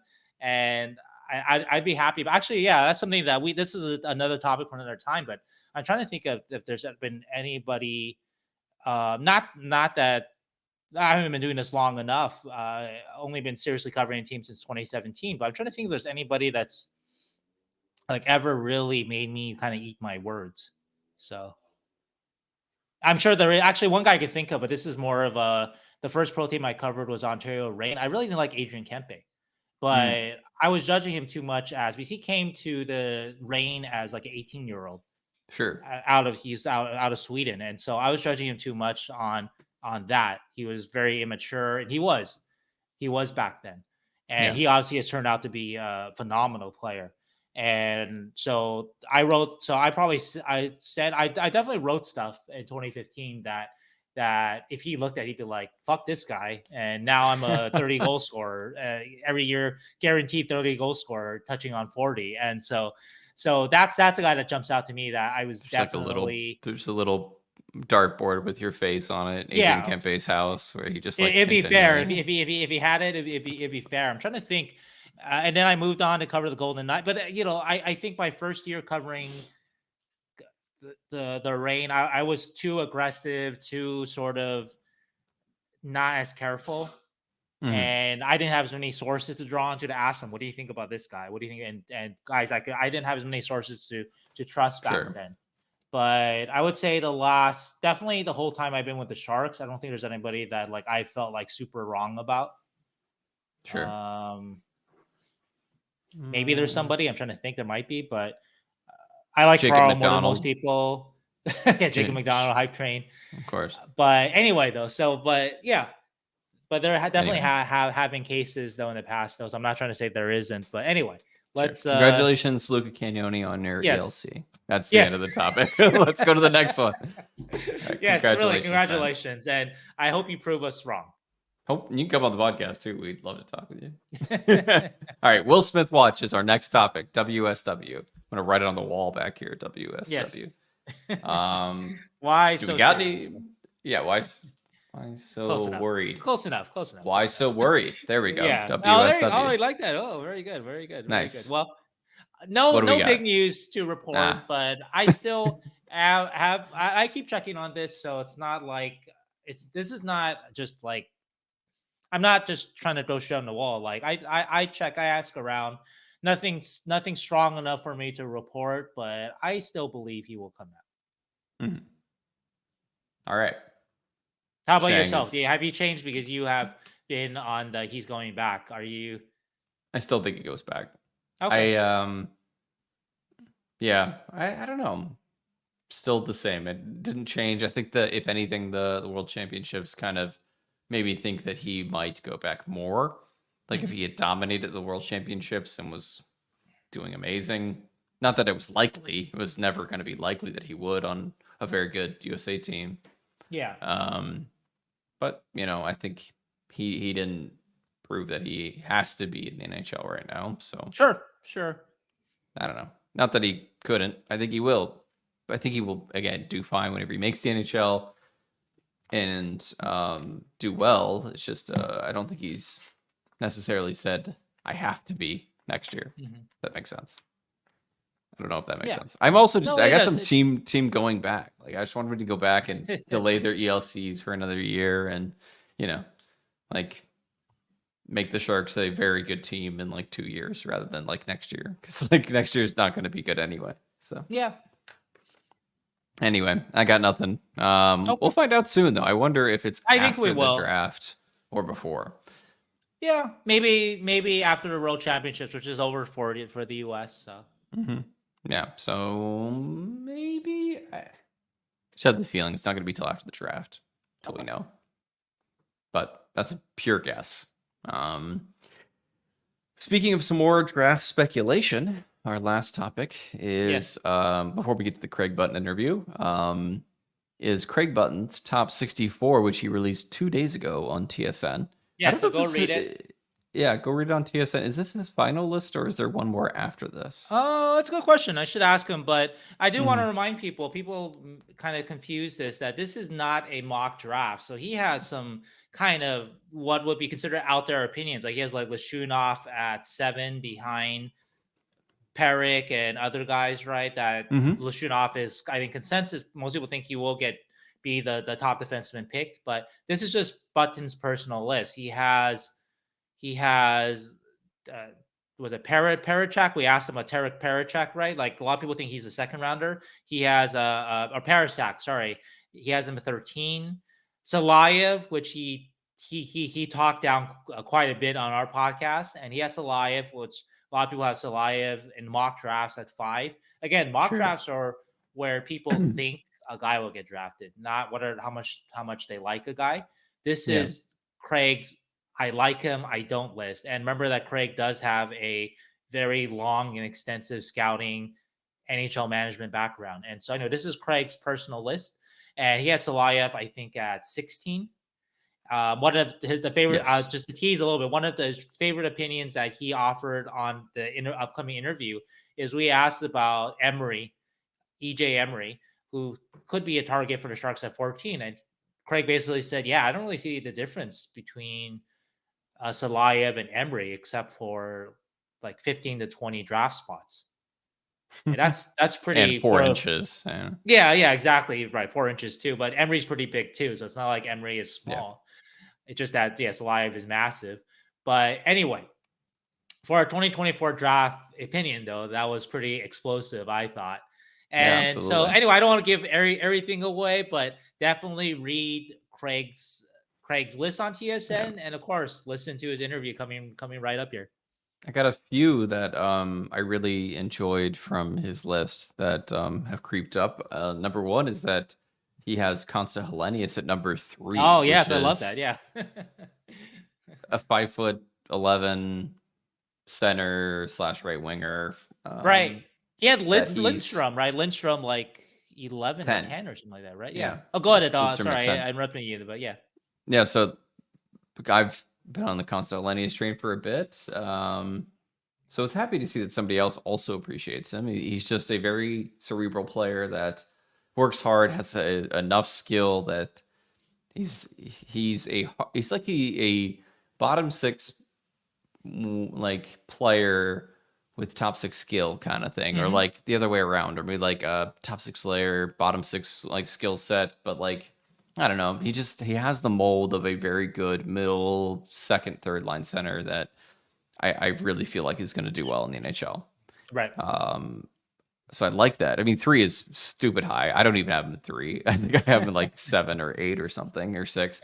But that's very high. And then Stian Solberg is another one that might be an interesting prospect for the Sharks. He's a 6'2" left-handed defenseman Right. out of Norway, playing in the Norwegian League and then playing in the World Championships for Norway, That doing may be very more well. realistic too. Like I think Craig's Hmm. 15 is actually matching where people Yep. are. He's a guy who's shooting up a lot because he had a very good World Championships for Norway playing against men. And so Yep. I think that's really shot his stock up. I think you mentioned that he was like 40s in Bob McKenzie's midseason, but that's of course midseason. And Yep. if he's Now he's doing it gonna again in World go. Championships, that's going to put him in Yeah. the Sharks range at 14. Yeah. Yeah. Now he's definitely gonna go top 20, probably top 15. So Hmm. like I said before, not everybody can go top 10. So like this list keeps getting like the kind of guys that are going to be at 14. I think it's going to be a good player. And actually, number 14 on this list is Berkeley Catton, which if you're looking for more skill, like I don't think the Sharks really need this kind of player in their system. But man, Berkeley Catton at 14 would be amazing. And that's Yeah, what he's so Craig Button good that you has can't at say no, 14. right? Yeah. Yeah. So that Jet Luchenko at 20, I think he's more of a back end of the first round guy, but I really like that he had him that high. And then he had Cole Hudson's very aggressive at 23. at 23. Yeah, that's impressive. Yeah. We talked a little bit about him too.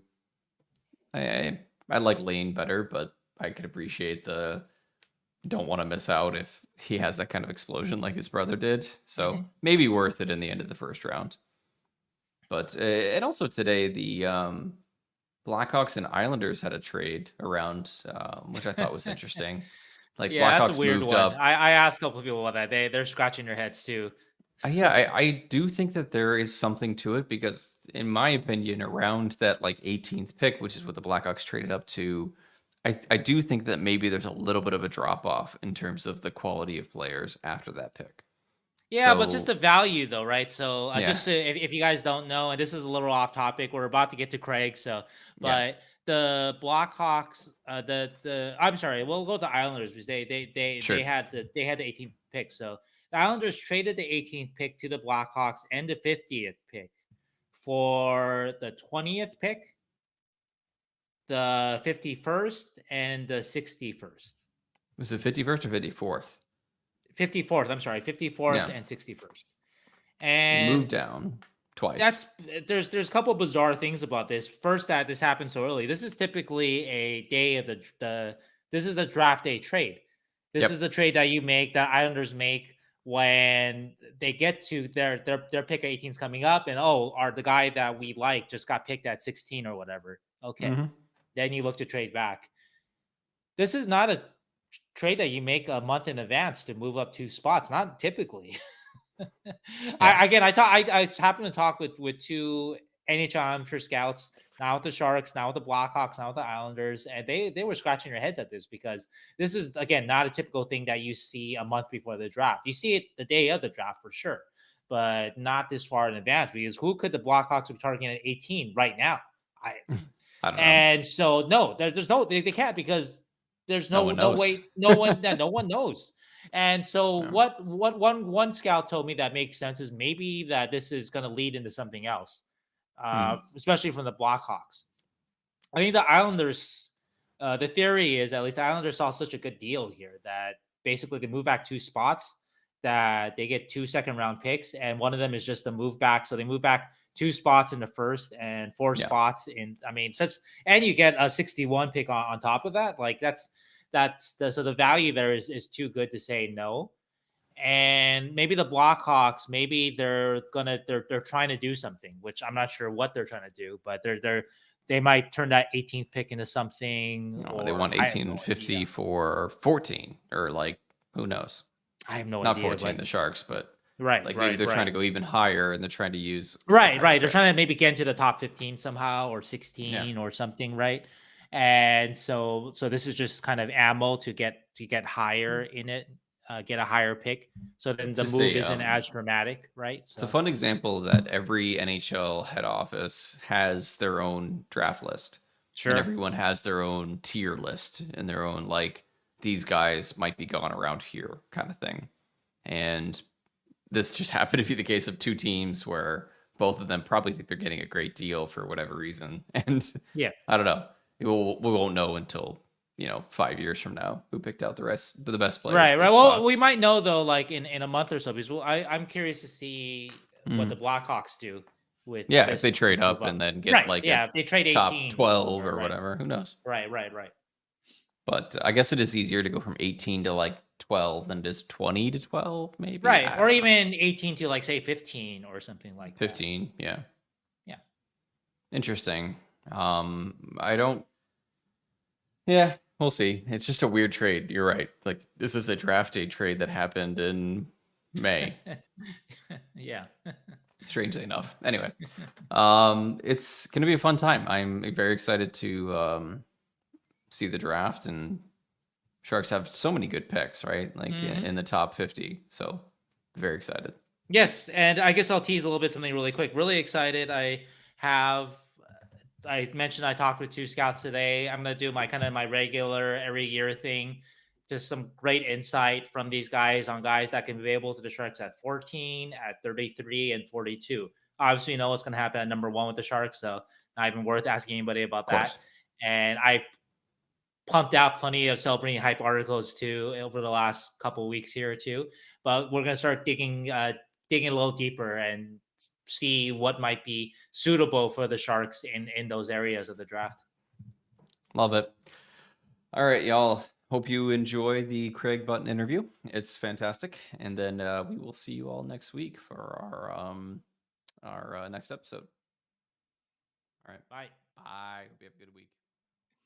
We have a special guest today on the San Jose Hockey Now podcast. He's a Stanley Cup winner with the Dallas Stars in 1999. He's a director of player personnel. You know him, though, as TSN's draft guru, Craig Button. Welcome to the show. Yeah, happy to be here with you. 25 years ago, that seems like so long ago when we were part of that. You never forget those moments. You never forget those memories. And certainly when you get to achieve something with such a wonderful group of people, it stays with you forever. But, it's long ago. So we got to talk about what can set up teams now to compete for a Stanley Cup in the years to come. That's a great segue, actually, into our first question. And I know that you have been asked probably repeatedly about Macklin Celebrini since the Sharks won the draft lottery. If you know that guy. Macklin who? Macklin who? Who says is the guy you talk about? Yes. But we wanted to start off with your take on just his ceiling as a player. Is he someone you see as like a number 1 center for a team that's trying to compete for a Stanley Cup, kind of to compete in the playoffs? The short answer is yes. There's no question that he's a frontline center. He's a frontline player. He's a difference maker. And when you're talking about competing for the Stanley Cup, you need difference makers. Yes, you need a roster. You need depth. You need talent. But if you don't have difference makers, you're not going to be able to compete for the Stanley Cup. It's simple as that. Mm-hmm. And even when you go back, and I'll just go back to Vegas, who won it last year. They got to the Stanley Cup final in their first year. It was wonderful. They were called the Misfits. Mm-hmm. But until they got Mark Stone, Jack Eichel, and Alex Pietrangelo, They were not going to win a Stanley Cup. Those are the three difference makers. They had talent there. They had good players and everything that goes with. But until they got those difference makers, they were never going to be able to compete for a Stanley Cup. They did get them, and then we saw what happened. It's the same thing with Macklin. And Macklin is a difference maker.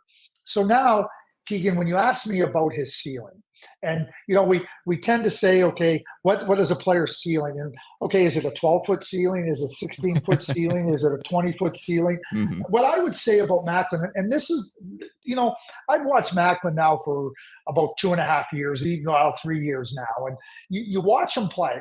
And when from the first times I started to watch him play, and through this period of time, he just always conjured up images to me of Jonathan Toews. So what is Jonathan Toews? Jonathan Toews to me was what I call a foundational franchise player.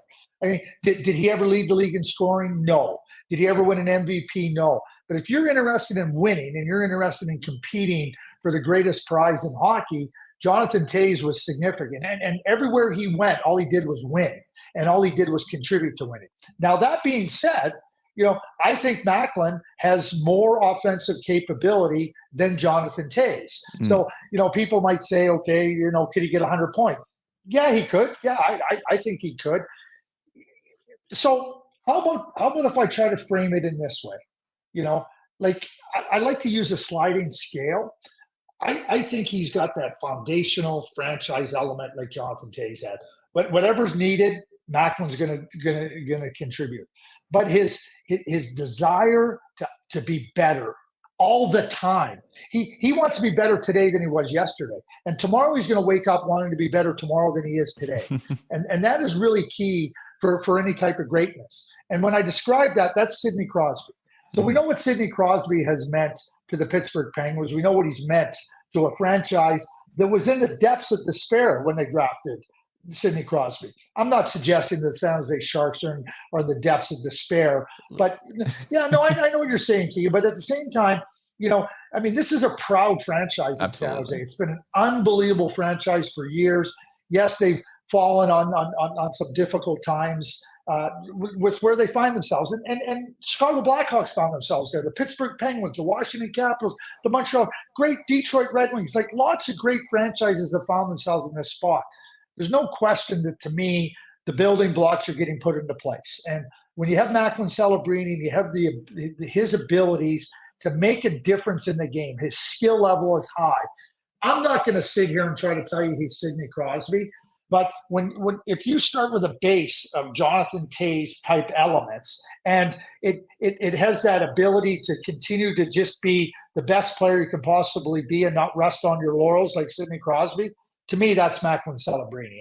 And he is so good and so strong in every single critical area of the game.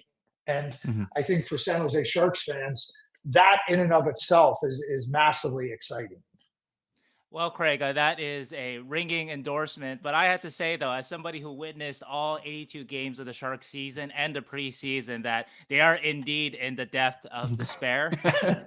So it is nice to hear that there's a potential here, not to put it all on a 17-year-old, but there is a potential here that Macklin could be that shot in the arm like Sidney was for the Penguins and Toews for Chicago. That shot in the arm to revive the organization, to kind of drag them into a new place. And my next question was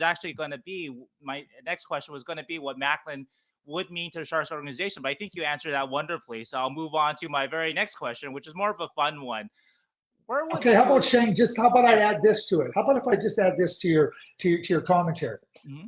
Evgeny Malkin was drafted in 2004 by the Pittsburgh Penguins, second overall. Mm-hmm. And Evgeny he's a Hall of Fame player. He was a really top-notch player coming in. And then the next year they got Sidney Crosby. I'm not so sure that the San Jose Sharks fans, in fact, I think the San Jose Sharks fans can draw parallels to Evgeny Malkin being drafted before Sidney Crosby, Will Smith before Macklin Celebrini. Yeah. I love that. I love that comparison. It's just you do need that like dynamic duo kind of thing, right? It seems like who scored the most points in the NCAA this year? It was Will Smith. Yep. Will Smith is a frontline player. And now you have two players that can drive play and quite frankly, they're difference makers. They're difference makers. So now you don't have one, you have two. And that now becomes significant building blocks for what you're trying to do. Yeah, you're going to surround with talent, and yes, there's some talent coming, and we're going to talk about some of those players, but at the same time, this is how you create a foundation of excellence. And I think the Sharks, like the Penguins, can draw those parallels. Well, we have some Will Smith questions for you too, but it sounds like this is an exciting tease for us to get there, to get to the end of the interview. But my one Macklin question though is more of a fun one though. Where do you pick Macklin Celebrini in last year's draft? Second. Nice, solid second. And yes, oh no, there's no question. I mean, I don't think there's any question that he's the guy that ends up going second. He's that talented. We talk about a difference maker. And Connor Bedard, I mean, everything that he's done, what he continues to do in his rookie season, what he's doing currently at the World Championships. I mean, I think we're trying to find a level of play where Connor Bedard can excel. But I feel the same way about Macklin Celebrini. Macklin Celebrini, when he was at Shattuck, I mean, dominated. When he was at USHL, dominated. NCAA, dominated. And keep this in mind, he was a year younger than everybody while he was dominating those levels of play. And so when you think about Macklin and putting him in that same breath with Connor Bedard, I mean, what I would say is that who would be the third pick? That's good because we had I think it's probably grown a little bit too, right? Like throughout his year, he had such a good year in college that there was consideration, maybe Adam Fantilli, Leo Carlson, but yeah, it's nice to hear like solid number 2 in your mind, at least for now. I've watched Leo, I've watched Adam, I've watched them for a lot of years, and they're good players, okay? Yep. They're not Macklin Celebrini. Simply put, they're not. And Love it. People can make the comparison. I don't see any basis for comparing to them other than they play center ice position. Love it. Is there kind of switching topics a little bit? We just wrapped up the U18s a couple weeks ago. Any specific players from that tournament that you think improved their draft stock or maybe even hurt their draft stock? Let me go to the second part first, because I think it's a good opportunity for context. NHL scouts have been watching players. I've watched Macklin Celebrini play for just about 3 years now. Absolutely. So, like when you build what I call a dossier on a player, there's going to be games, and on the top players like Macklin Celebrini, there's far more games in number of him just performing at an elite level. There's games where maybe he wasn't as good, but you're watching these players for a long time. If you're going into a tournament and a player doesn't perform as well as you thought he could or how you projected, you got to be really careful there. You got to be really, really careful. I know there's NHL scouts, and I talk to them, and I know that they go to big tournaments, and I'll use the U18 as an example, and they've been watching. They've been building their list. They've been building their dossier on these players for 2 years, at least 2 years in the vast majority of cases for the top players. They go there hoping that some of the players they really like don't play well, because there are scouts, to your point, that do like penalize players. Yeah. So I don't know how. I mean, I know it's a big championship and you have to put weight on it. I think it's really critical to put the right weight on what a performance means for overall projection. It's not just about how he played. If I'm just going to the game, he played good, therefore he's a good player. He played bad, he's a bad player. I can tell you what, you're not a good scout. That's not what scouting when you're drafting 17 and 18-year-old players is about projection. And you got to take time and use that overtime to do that. So that's how I say about hurt themselves. Helping themselves when you get into these events against top-level players. For an example, there was no opportunity, and I'm going to use Cole Eiserman as an example. You never get an opportunity to watch Cole Eiserman play against TJ Ginla. So now you get one game of that. You also get a game of players playing again. Like you get Consta Helenius playing against Cole Eiserman. I'm just naming some of the top players in the draft. And so now you get an opportunity to watch these players, and it's a snippet. Don't get me wrong. It's a snippet. He quitted himself well. He held himself. He did really well there. So when you get that level higher, you're never able to watch the NHL competition in the vast majority of cases. There's a few players at the World Championships. They're getting that opportunity. A couple of players with Norway. I mentioned Consta Helenius with Finland. So you get some players that are getting that. But for the vast majority, but it's a higher level than where they've been playing at. So now you're watching them, how they handle the next level and how they handle the challenges of a level higher than where they've been at, which you're trying to gain a little bit more confidence in your assessment. Okay, he handled that well. And certainly, when you go and you perform well at a top level championship, that's something that becomes a positive indicator. And I think that you take that and you use that. And the other part of that is there's times when you haven't seen as much of a player as you would like. So it gives you another opportunity at a higher level to evaluate that player again and give you more confidence in terms of what your assessment and projection is of that player. Mm-hmm.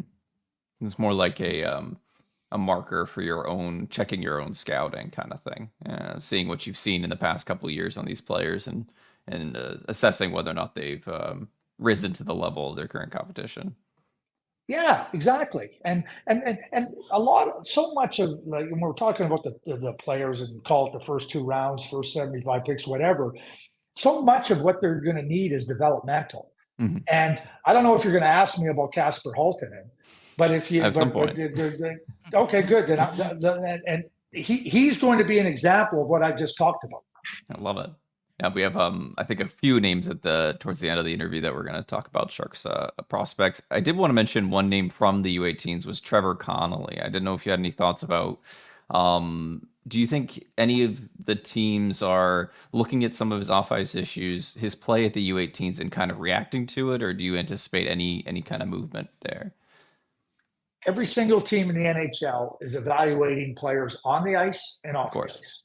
That is a fact. I don't care who you are. I don't care if your name's Trevor Connolly or whatever your first or last name is. That's a fact. You can evaluate on the ice, and Trevor Connolly is a very, very talented player. Mm-hmm. And there's understanding of what's happened in the past with off ice, right? Now what you're trying to do as an NHL team is you're trying to assess, again, we're back to 17 and 18-year-old kids, and some of the things that we know and Trevor has acknowledged happened when he was much, much younger. So when you're trying to assess character, you're trying to say, okay, is this a mistake of immaturity? And then, or is this part of his character? That's number one. Then number two is, what has he learned from it? Like, what has he taken from that? And for me, number three, like, does he understand the impact through his actions that were negative? Has he been contrite in those things? These are all parts of maturity, and everybody matures at different rates. But as an NHL team, those are the things you have to assess, and you're doing them. You're doing them with every single player, because you're not just adding a hockey player to your group. You're adding a personality. You're adding character, and so you want to give yourself every opportunity to be confident, not just about the player you're adding, but also about the person you're adding. And that's where every player finds himself. Certainly Trevor does as well. Mm-hmm. Do you think that Trevor has learned those three, or he has shown growth in those three areas? One player I can think of who, talking with people even back then when the Coyotes drafted him, Mitchell Miller, he did not. And so it was surprised that the Coyotes even drafted him where they drafted him. But Trevor, though, do you see growth in those three areas? So what I would say in response to that, like, I know Trevor. I've watched Trevor for a long time. I've talked to people that feel that he has. I haven't spent the time delving in to those questions, into the investigation. And so for me to answer affirmatively or negatively would not be fair, because I haven't done the process. Sure. Am I hopeful? Yeah, I'm hopeful. I am hopeful. And based on what I've heard from people that I have tremendous respect for, that you take that in and that gives me a lot of hope, and it keeps me in that hopeful stage that he has. But having not gone through the process and not having spent the time necessary to be able to give an answer where I can have a lot of confidence in it, there's no way I can answer that question. And you talked about the U18s being sort of a small sample size tournament, and so let's not get too carried away with what we see out there. But is there somebody that has people talk about like Tidja Ginla? He might be a guy from 2024 draft that really has boosted his stock. Anybody like that, or is he the guy who may have really boosted his stock with his tournament? Teach scored 47 goals in the Western Hockey League, and then he scored 9 in the playoffs. If it took you to the under 18 tournament to start to recognize that Tidja Ginla was a good player, then you weren't paying attention. It's as simple as that. Yeah. I was in Dallas, and we drafted Jerome Ginla in the 1995. Oh, right, of course. Yeah. Well, I mean, it was one of those things. And 11th overall, he played for Kamloops. He played for a top team. We've been watching him for a long time, and again, I use the word confident. You want to be confident in what you're doing and the player you're drafting. And it took us a little bit longer with Jerome to get to that confidence level. Here's a player that we really want and we know. Now let me tell you that we projected Jerome as a 30, 35 goal scorer, power winger that was going to really be a really good player in the NHL. And this is funny. We were wrong. We underestimated Jerome. The guy was an absolute superstar. Yeah, he was we talk about difference makers, a difference maker. I keep going back to Tej, and I've been saying this for months now. I hope I don't make the same mistake with Tej and underestimate him. Because, there's not a lot of flash and dash to Tej. But when you watch the game, and I think this is where you can take a lot of it. You watch the NHL playoffs, and you watch how hard it is and how players, have to make a difference and have to find a way to make a difference with really strong and hard checking and teams that are structured right. That's where you try to say that player can do it, or that player has shown that he can do it. And so I sit here, I'm just saying with Tej, all that's, and much like Jerome, the confidence level grows. It grows and grows and grows and grows. And at the same time, our confidence was great in Jerome, and we still underestimated him. And it's not even close to the best player was in the 1995 draft. It was Jerome Ginla. It wasn't even close. So when I'm sitting here looking at, doing a final list and everything, I'll share it with you guys. Tidja Ginla is going to be very high. Yep.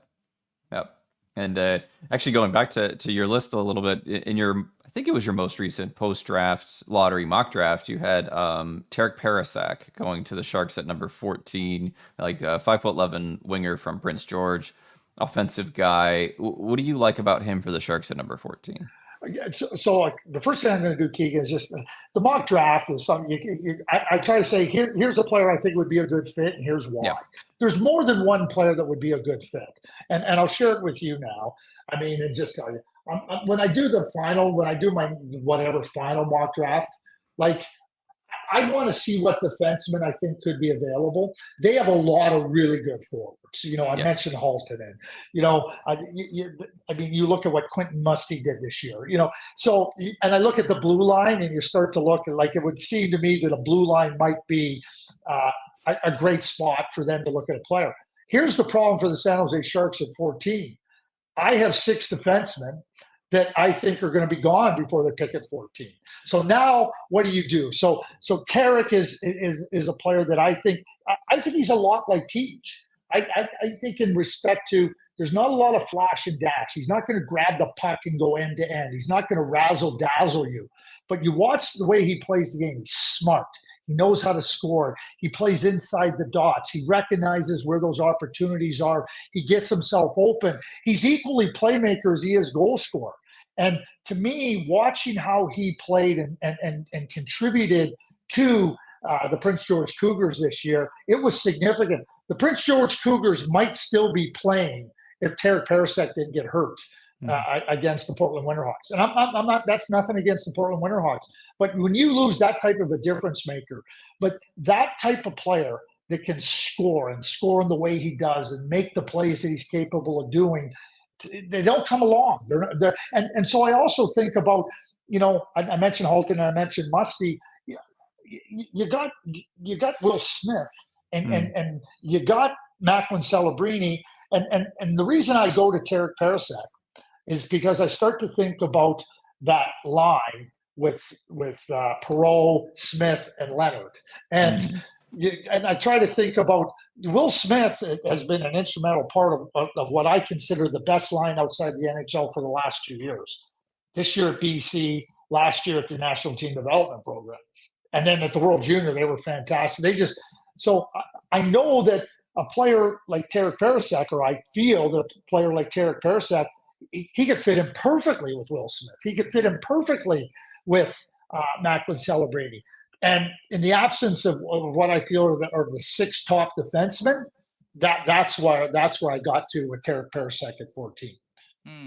Well, Craig, it's like you're reading our mind, because my next question is about the defense. And just to ask you your general philosophy, your general draft philosophy, are you kind of a best player available guy at all times? Or is there a point when you're a little more the needs or organization, you start to draft for need a little bit? And clearly, when we're talking about the Sharks organization, their system, they need more high-end defensemen in their system. And a lot of fans think, you just take the best defenseman that is there at number 14, whoever that happens to be, or do you try to use that number 14 to try to trade up to get one of those top 6 defensemen that you mentioned? Yeah, and that's exactly the different considerations and the calculations you make.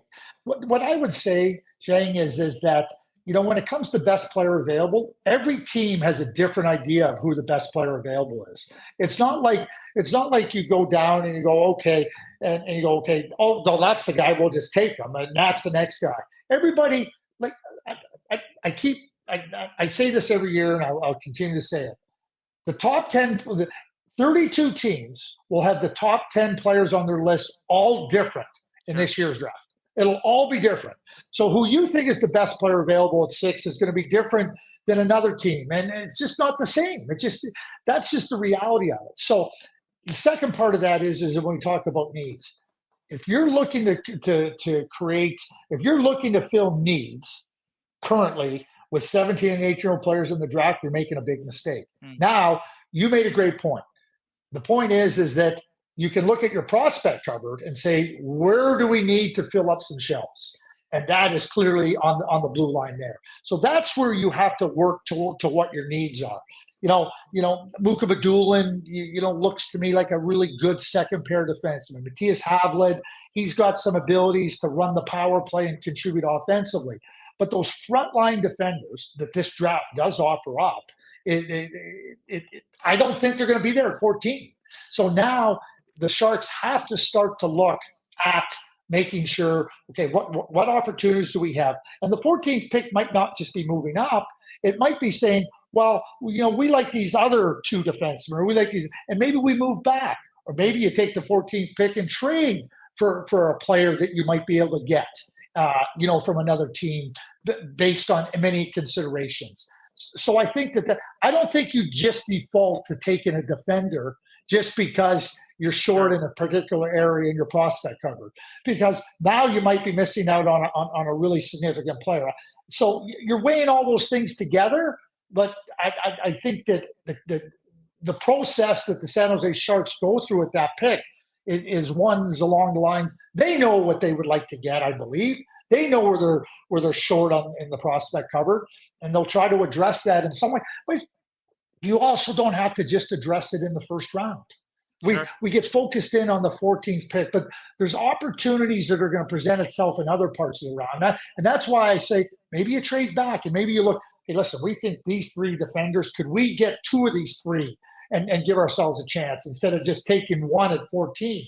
That becomes part of the thinking and part of the calculation as well. Sure, absolutely. And again, yeah, those are all leading to questions that I have.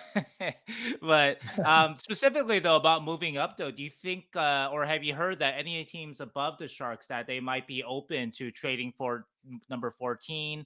The Sharks also have second round picks, 33 and 42. But just in general, any of the teams above the Sharks, do you think they're vulnerable or willing to trade?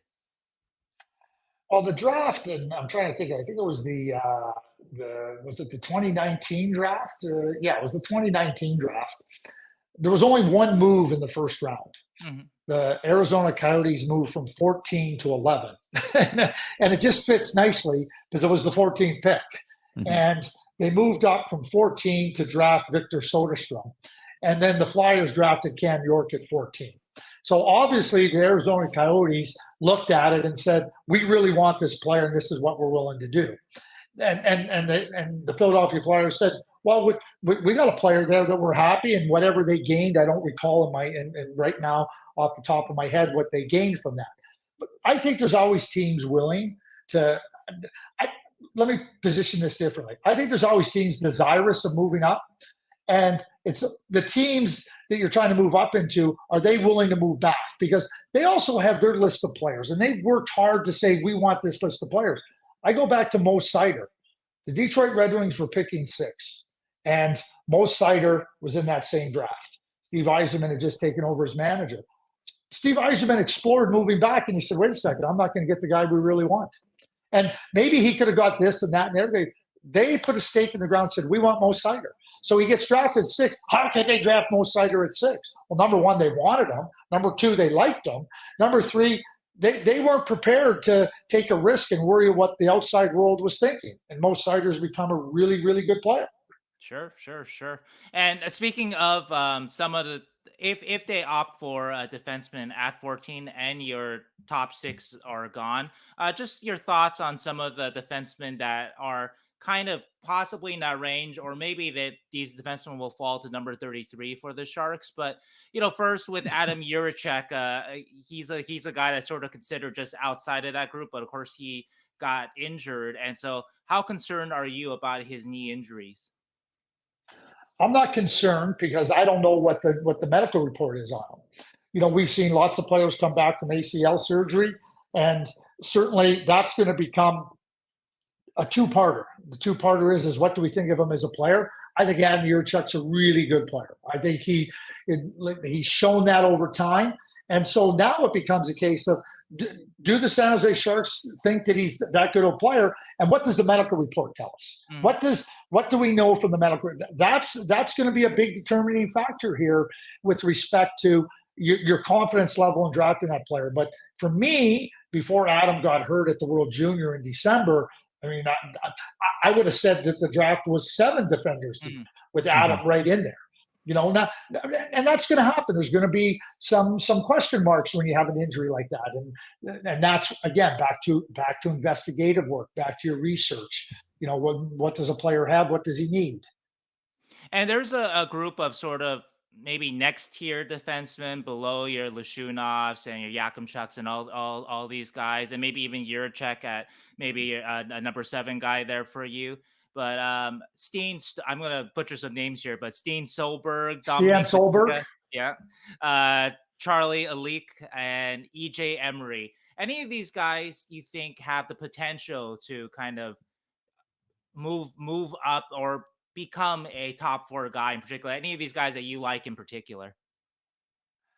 Well, I think you asked me earlier about ceiling. So, there's opportunity with ceiling. How high that ceiling can be is always a critical part of your assessment. I'm going to talk about EJ Emery here real quick. I think EJ Emery is a player that if you want to win, you need him on your team. You need players like EJ Emery. I believe that if you're going to, I had a great opportunity to be mentored and learned and worked alongside Les Jackson, longtime executive in the NHL. He was a manager in Dallas, assistant general manager for a long time.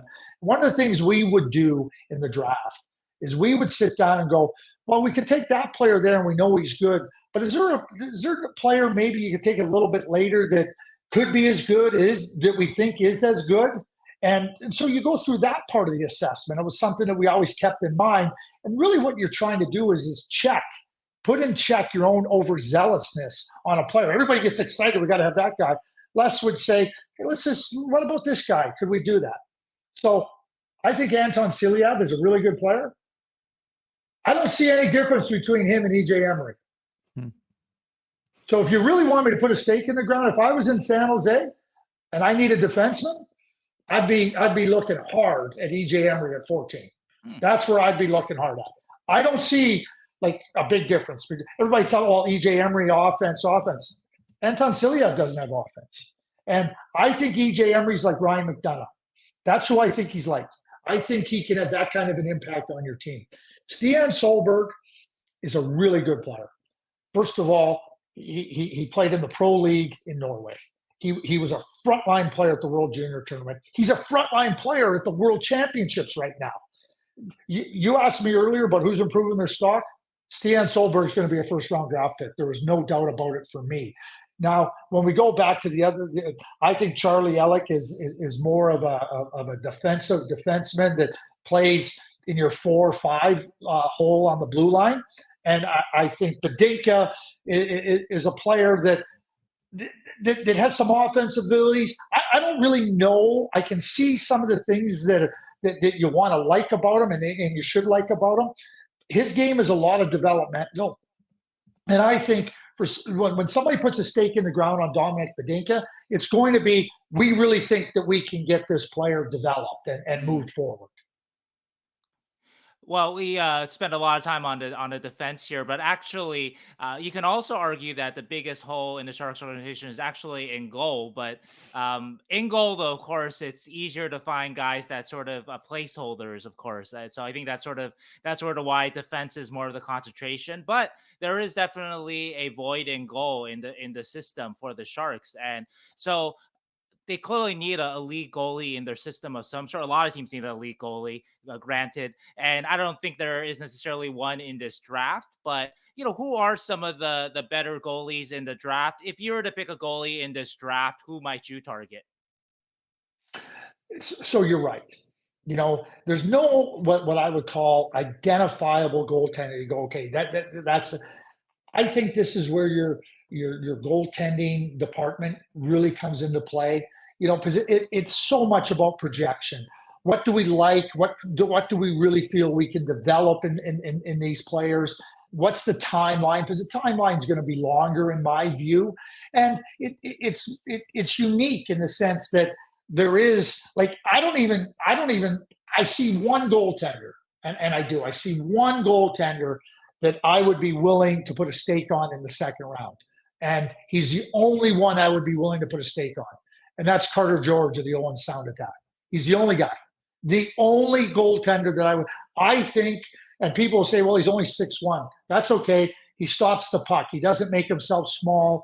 To me, and I know that NHL teams look at height for the goaltenders and everything. No, not a problem there. I think Carter George has an opportunity to be a number one goaltender in the NHL. And I think it's going to take some time. He's going to have to continue to prove along the way. But when it's all said, Igor Shesterkin is 6'1", and Igor Shesterkin is a stud. It was only until he was 24, 25 that he established himself. And I'm not saying Carter George is Igor Shesterkin, but it's that timeline you got to be looking at. Well, we're going to move away from the 2024 draft here in a second, but just to close off the thoughts of this upcoming draft, you've seen Mike Greer draft for a couple of years, Chris Morehouse, looking at sort of trends and just sort of players that they like. Is there anybody else that you see out there in this draft, be it in a mid-round guy, just somebody that screams to you, hey, this could be a Mike Greer guy, this could be a Chris Morehouse guy, this could be a Scott Fitzgerald guy? You know what I would say to you, Sheng? I mean, there's so many players that we try to fit into the mold of a Chris Greer type or anything. I know this about Chris, and I know this about Mike and Chris and Scott. They're competitors. It burns them to lose, and they want to find competitors. I use the word difference makers. You need difference makers with the skill. They want competitors, and there's a lot of competitors that are going to be available that the Sharks are going to look at. You look. We talked a little bit earlier about Halton, and we talked about Musty. These are big players. These are skilled players with size, and so Mike knows that if you want to be successful in this league, bigger is better. And everything being equal, there's not anybody in this league that wouldn't take a bigger player over a smaller player, everything being equal.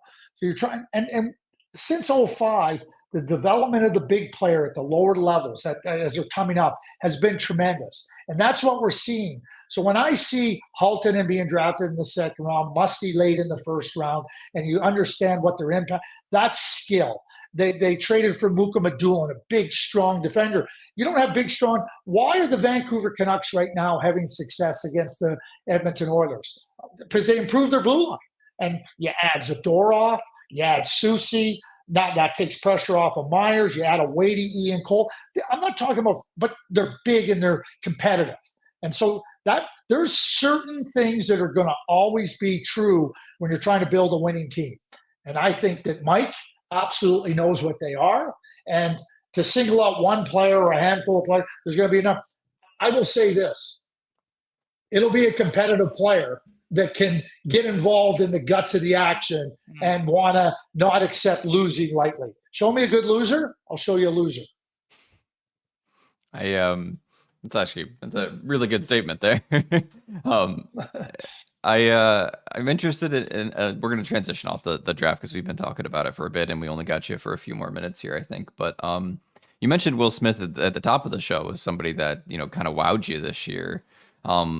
Does it look like, and this is kind of a loaded question, do you think he's ready for the NHL? Does it seem like he would do well if he came out of college right now? Listen, I just to be clear with you, Will Smith has wowed me for a long time. Of course. And you saw him come into the national team development program as a 16-year-old, and all he's done is excel. So I'm going to put Will and Macklin into the same category here as I talk about. I don't believe that you should even be thinking about the NHL until you've clearly shown that you can dominate at the levels below you. Check mark for Will and Macklin. Now it becomes a case of, do I think they can play in the NHL? Yeah. Now you ask yourself the question is, and we go back to personalities. Okay, San Jose isn't going to be a great team. We watched what Connor Bedard went through this year. And he was excellent. The team was terrible. And so what is going to be best for a young player coming into a situation where there's going to be some long weeks. Forget about long nights. There's going to be long weeks. There's going to be dark months where you're just not able to have success. So I think for Mike Greer and San Jose Sharks, it's about, they understand that. And it's about sitting down and saying, okay, what do we need? Like, where's the player at? What would benefit him? If both those players went back to college next year, Will at BC and Macklin at BU, they're going to be in the San Jose Sharks lineup in March if they're not playing in their NCAA tournament. They're going to be turning pro then. So you start to, and they're going to be playing in the World Junior, and maturing a little bit more. And the reason I mention that is I look at Cale Makar and Quinn Hughes. Cale Makar and Quinn Hughes were high draft picks. There was a lot of push for those players to leave school after they were drafted. Both of them went back to school, and they dominated. They were 1-2 in Hobie Baker voting. Cale won it. Quinn finished second. But more importantly, they came into the league next year. They were dominant players when they were drafted. And then that year going back, the maturity that they were able to do, they stepped into the league ready to be difference makers in the NHL for a team that was ready to take some steps.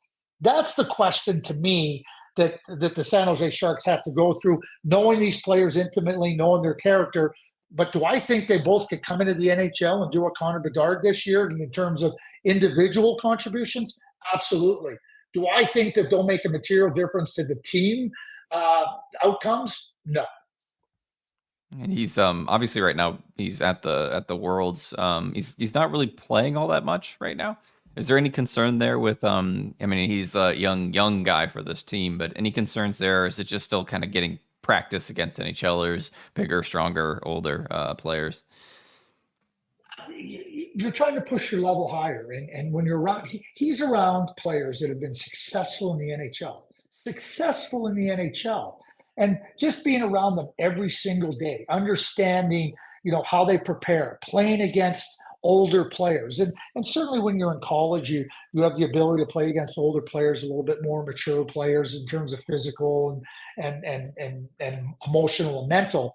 But this is a good, him not playing is nothing. Him being around the Brady Kachucks of the world, the Cole Caulfields of the world, Luke Hughes. Like, you think about Luke Hughes. Luke Hughes was the 4th overall pick. He's a finalist for Rookie of the Year.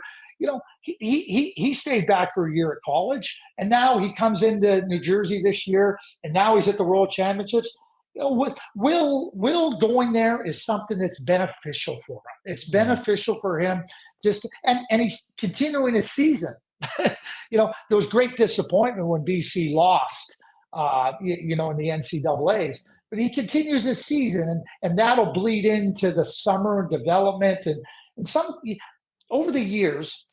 When you talk to young players, and we can tell young players, hey, listen, you know what, you got to be a little quicker, you got to be a little bit stronger, and they register that in their head.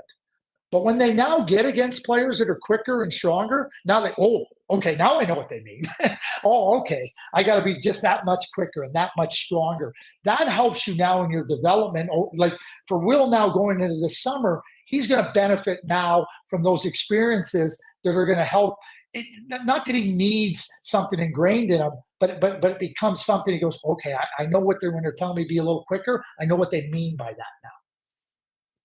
If you, I'm asking you all the loaded questions. If, what do you think? Do you think he's going to come out, or do you think he's going to go back? Just like, should we flip a coin? I guess. Well, you can flip a coin, and so if it's heads, he comes out, and tails, he goes back. To be straightforward with you, I have no idea. I can make a case for them coming out. I can make a case for them going back, just like I did. They've dominated college hockey. So so from that perspective, I don't think I worry about players leaving college or a level of play before they're ready, before they've dominated that level. Because if you think you're turning pro and it's getting easier, you're nuts. You're delusional. You do not understand what the next level is. So you need to dominate there. But like I said, I can make a case for them going back and where it could benefit, i.e. Makar and Hughes. I could make a case for them being ready to come, i.e. Connor Bedard. Well, Craig, we want to thank you so much for your time. We just want to close off with a couple more questions about the other Sharks prospects in the systems. Again, a system that's really filling up with good prospects, which should be heartwarming for Sharks fans I've seen the last 5 years here. But you mentioned Quentin Musty a little bit here, and he's a little bit lost in the shuffle with the Will Smiths and Macklin Celebrinis, but he had a wonderful season. And so just where do you see what's kind of next for him? Where do you project him? Well, I mean, Quentin's a good player, and you get him later in the first round, right? And that's a talented, skilled player. And he went back to Sudbury this year and had a really good, he built on last year's season into this year's season. And keep in mind, at the end of last year, he had a bad hand. That affected. Keegan, you asked me earlier about also understanding. When you asked me about a player not playing so well, sometimes there's reasons for it. Mm-hmm. Sometimes there's Callum Ritchie last year was I believe the 27th pick in the NHL draft. He played with a shoulder that needed off-season shoulder surgery this year. Quentin Musty went 26th. He played with a bad hand where he had a tough time gripping the stick. So when you're watching good players, understanding what might be hindering them or what might be preventing them from being able to perform is just as important as seeing them when they're really good. And so Quentin, to me, he's a really good playmaker. He's got a sneaky good shot. And when he can set up his playmaking to give himself shot opportunities, I think that gives you a really good snippet into how dangerous he can be offensively. We talk, and Macklin, Celebrini, Will Smith are great playmakers. They get the puck to the right places at the right times. And when you have a player like Quentin Musty that can make plays and finish plays, and he's got size and skating ability, that's a nice player to have in your organization. And no question in my mind, Quentin's going to be a really, really solid NHL player that will produce offensively. And speaking, we talked about Haltonen earlier, and I think Haltonen counts as among the Sharks' more divisive prospects, at least based on his season last year and sort of his profile of being maybe he's strong, he's big, he has a big shot, but not sure what other parts of his game that he has. But he sounds like he's a guy that has developed quite a bit this past season, 17 goals in 18 games for the London Knights. And so I want to ask you about his growth, and also one more very divisive prospect, Luca Cagnoni. And Luca, I think the big question with him obviously is his size. He obviously had a great season with the Portland Winterhawks, but just what are your thoughts on those guys and how they project? So I'll talk about Casper first. And so now I don't think it's just about assessing the player on the ice and trying to understand what the player is off the ice as a person and whatnot. It's also important to know where a player is going to play and how he's going to develop. So Casper Haltonen made a big decision. He said, I'm going to come to the CHL. And not just to the CHL, to London. In my view, I've said this publicly, and I think Dale Hunter is one of the best 12 hockey coaches on the planet at any level. One of the best 12 coaches anywhere, doesn't. That's how good he is. And all Dale does is help players become better. All he does is help players. He takes their strengths and enhances them. He takes the areas of their game that need developing and helps them understand how that helps you be a better contributor to the team and hence a better player in your other areas of the game. That's exactly what Dale has done for Casper Haltonen. Casper Haltonen going to London, and they're going to the Memorial Cup. I mean, they won the OHL championship. He was instrumental in the success they had this year. We talk about players stepping it up when it counts. Casper Haltonen stepped it up when it counts. But being in a scenario where you have a coach that can instill in you the important elements of the game and help you develop those things, I mean, that's a home run for the call it divisive. That's a home run for the San Jose Sharks picking him in the second round. Musty and Haltonen, two big skilled wingers. Whoa, that's nice. You got two centers now, Smith and Matt Celebrini. Then you have Musty and you have Haltonen. That's pretty damn impressive. And that's what you need. You need to build out your team with really good players that can contribute in roles where they're asked to be prominent, and you know that they can be prominent. That's for Haltonen. Cagnoni, for me, is not about his size. Will his skating be good enough? It's not about you. If you, and this goes for every single player, you have to be able to be quick and fast and agile. The game is played at such a tremendous speed. And if you can't play at that pace, because he's going to have to beat pressure, he's going to have to beat forward checking, he's going to have to create space for himself. He's a smart player. He's a competitive player. He's got good hands. To me, Luca's going to have to become quicker and faster to have a real legitimate chance to play in the National Hockey League. And my very last one here, just in general, because we've talked about so many of the Sharks prospects, anybody that we missed that you want to shout out that you just thought had a great season or just that you really like in particular? Well, yeah, there was two. I mean, I'm going to stay right. I mean, and he came up and played at the end of the season. He's been a very, very good player at the levels coming into pro hockey, and that's Daniel Gushchin. And Gushchin's another player. He just doesn't see. He's not going to catch your eye with all these flash and dash plays. I use that term lots. He's smart. He knows how to get in and around the net. He knows how to finish. And I think with Daniel, it's a lot of things. You look, okay, he's not fast. He's not the fastest. He's not the biggest. And then you put him in the situations, and he produces, and he produces, and he produces. So he's an interesting, because I've watched him for so long. I've watched him be successful at the various levels for a long time, and he showed some real signs of progress in the American Hockey League. Got some chances, and that's one of the benefits for a player like Gushchin, is that the team isn't very good. We're going to give you opportunity. We're going to test you, and he got that. But he's an interesting player for me because I think he's got outstanding hockey sense, outstanding offensive capabilities. Can he handle the demands and the rigors of National Hockey League day in, day out life? We'll see. But he's interesting because he's had success, through the different years and different levels that he's played at. That's a personal favorite of mine as well, as watching Daniil Gushtin. So thank you for mentioning it. It's oh yeah, he's just so much fun to watch, and I agree. He's got he's a tremendous scorer when he gets into space, and I think the issue, I guess, is just the physical aspect, like the rigors that you mentioned. He just seems undersized even for somebody who is that size. So it's tough to see. Obviously players progress, players get bigger and more adjusted to the games. It's just he's got to make that next jump. He's already made so many jumps for somebody his size, but there's one more to go, I think.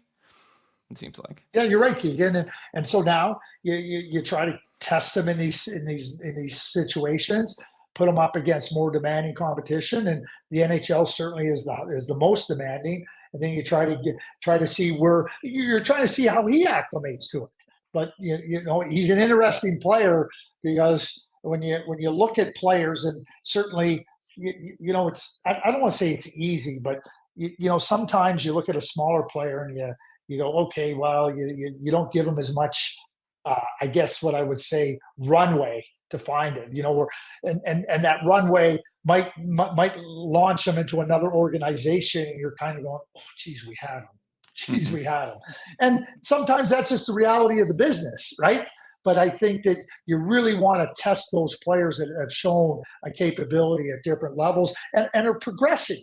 And maybe they're not progressing as fast as you'd like, but you'd like to, as an organization, you don't want to be quick to make a decision that might come back to haunt you. I love it. I think we are all out of questions. We went a little over our allotted time with you, so we wanted to thank you for talking so much with us.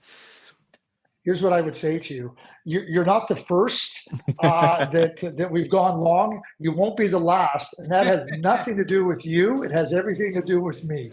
And I participate because of the passion of the fans that follow their teams. I love doing it because of the passion and the dedication that you show to it, and I know what that is. So it really is something for me that I'm happy to do. And we can set time parameters. It's always going to be more rather than less. Mm-hmm. Love it. Well, we really appreciate your insight, Craig. Thank you so much. Yeah. Thank you for having me. Thank you, Craig. We'll get in touch with you after the draft so we can celebrate all the amazing picks. Okay, we'll talk about Macklin Celebrini again. Okay. Oh, love it. Yeah. Thanks so much, Craig. Thank you, Craig.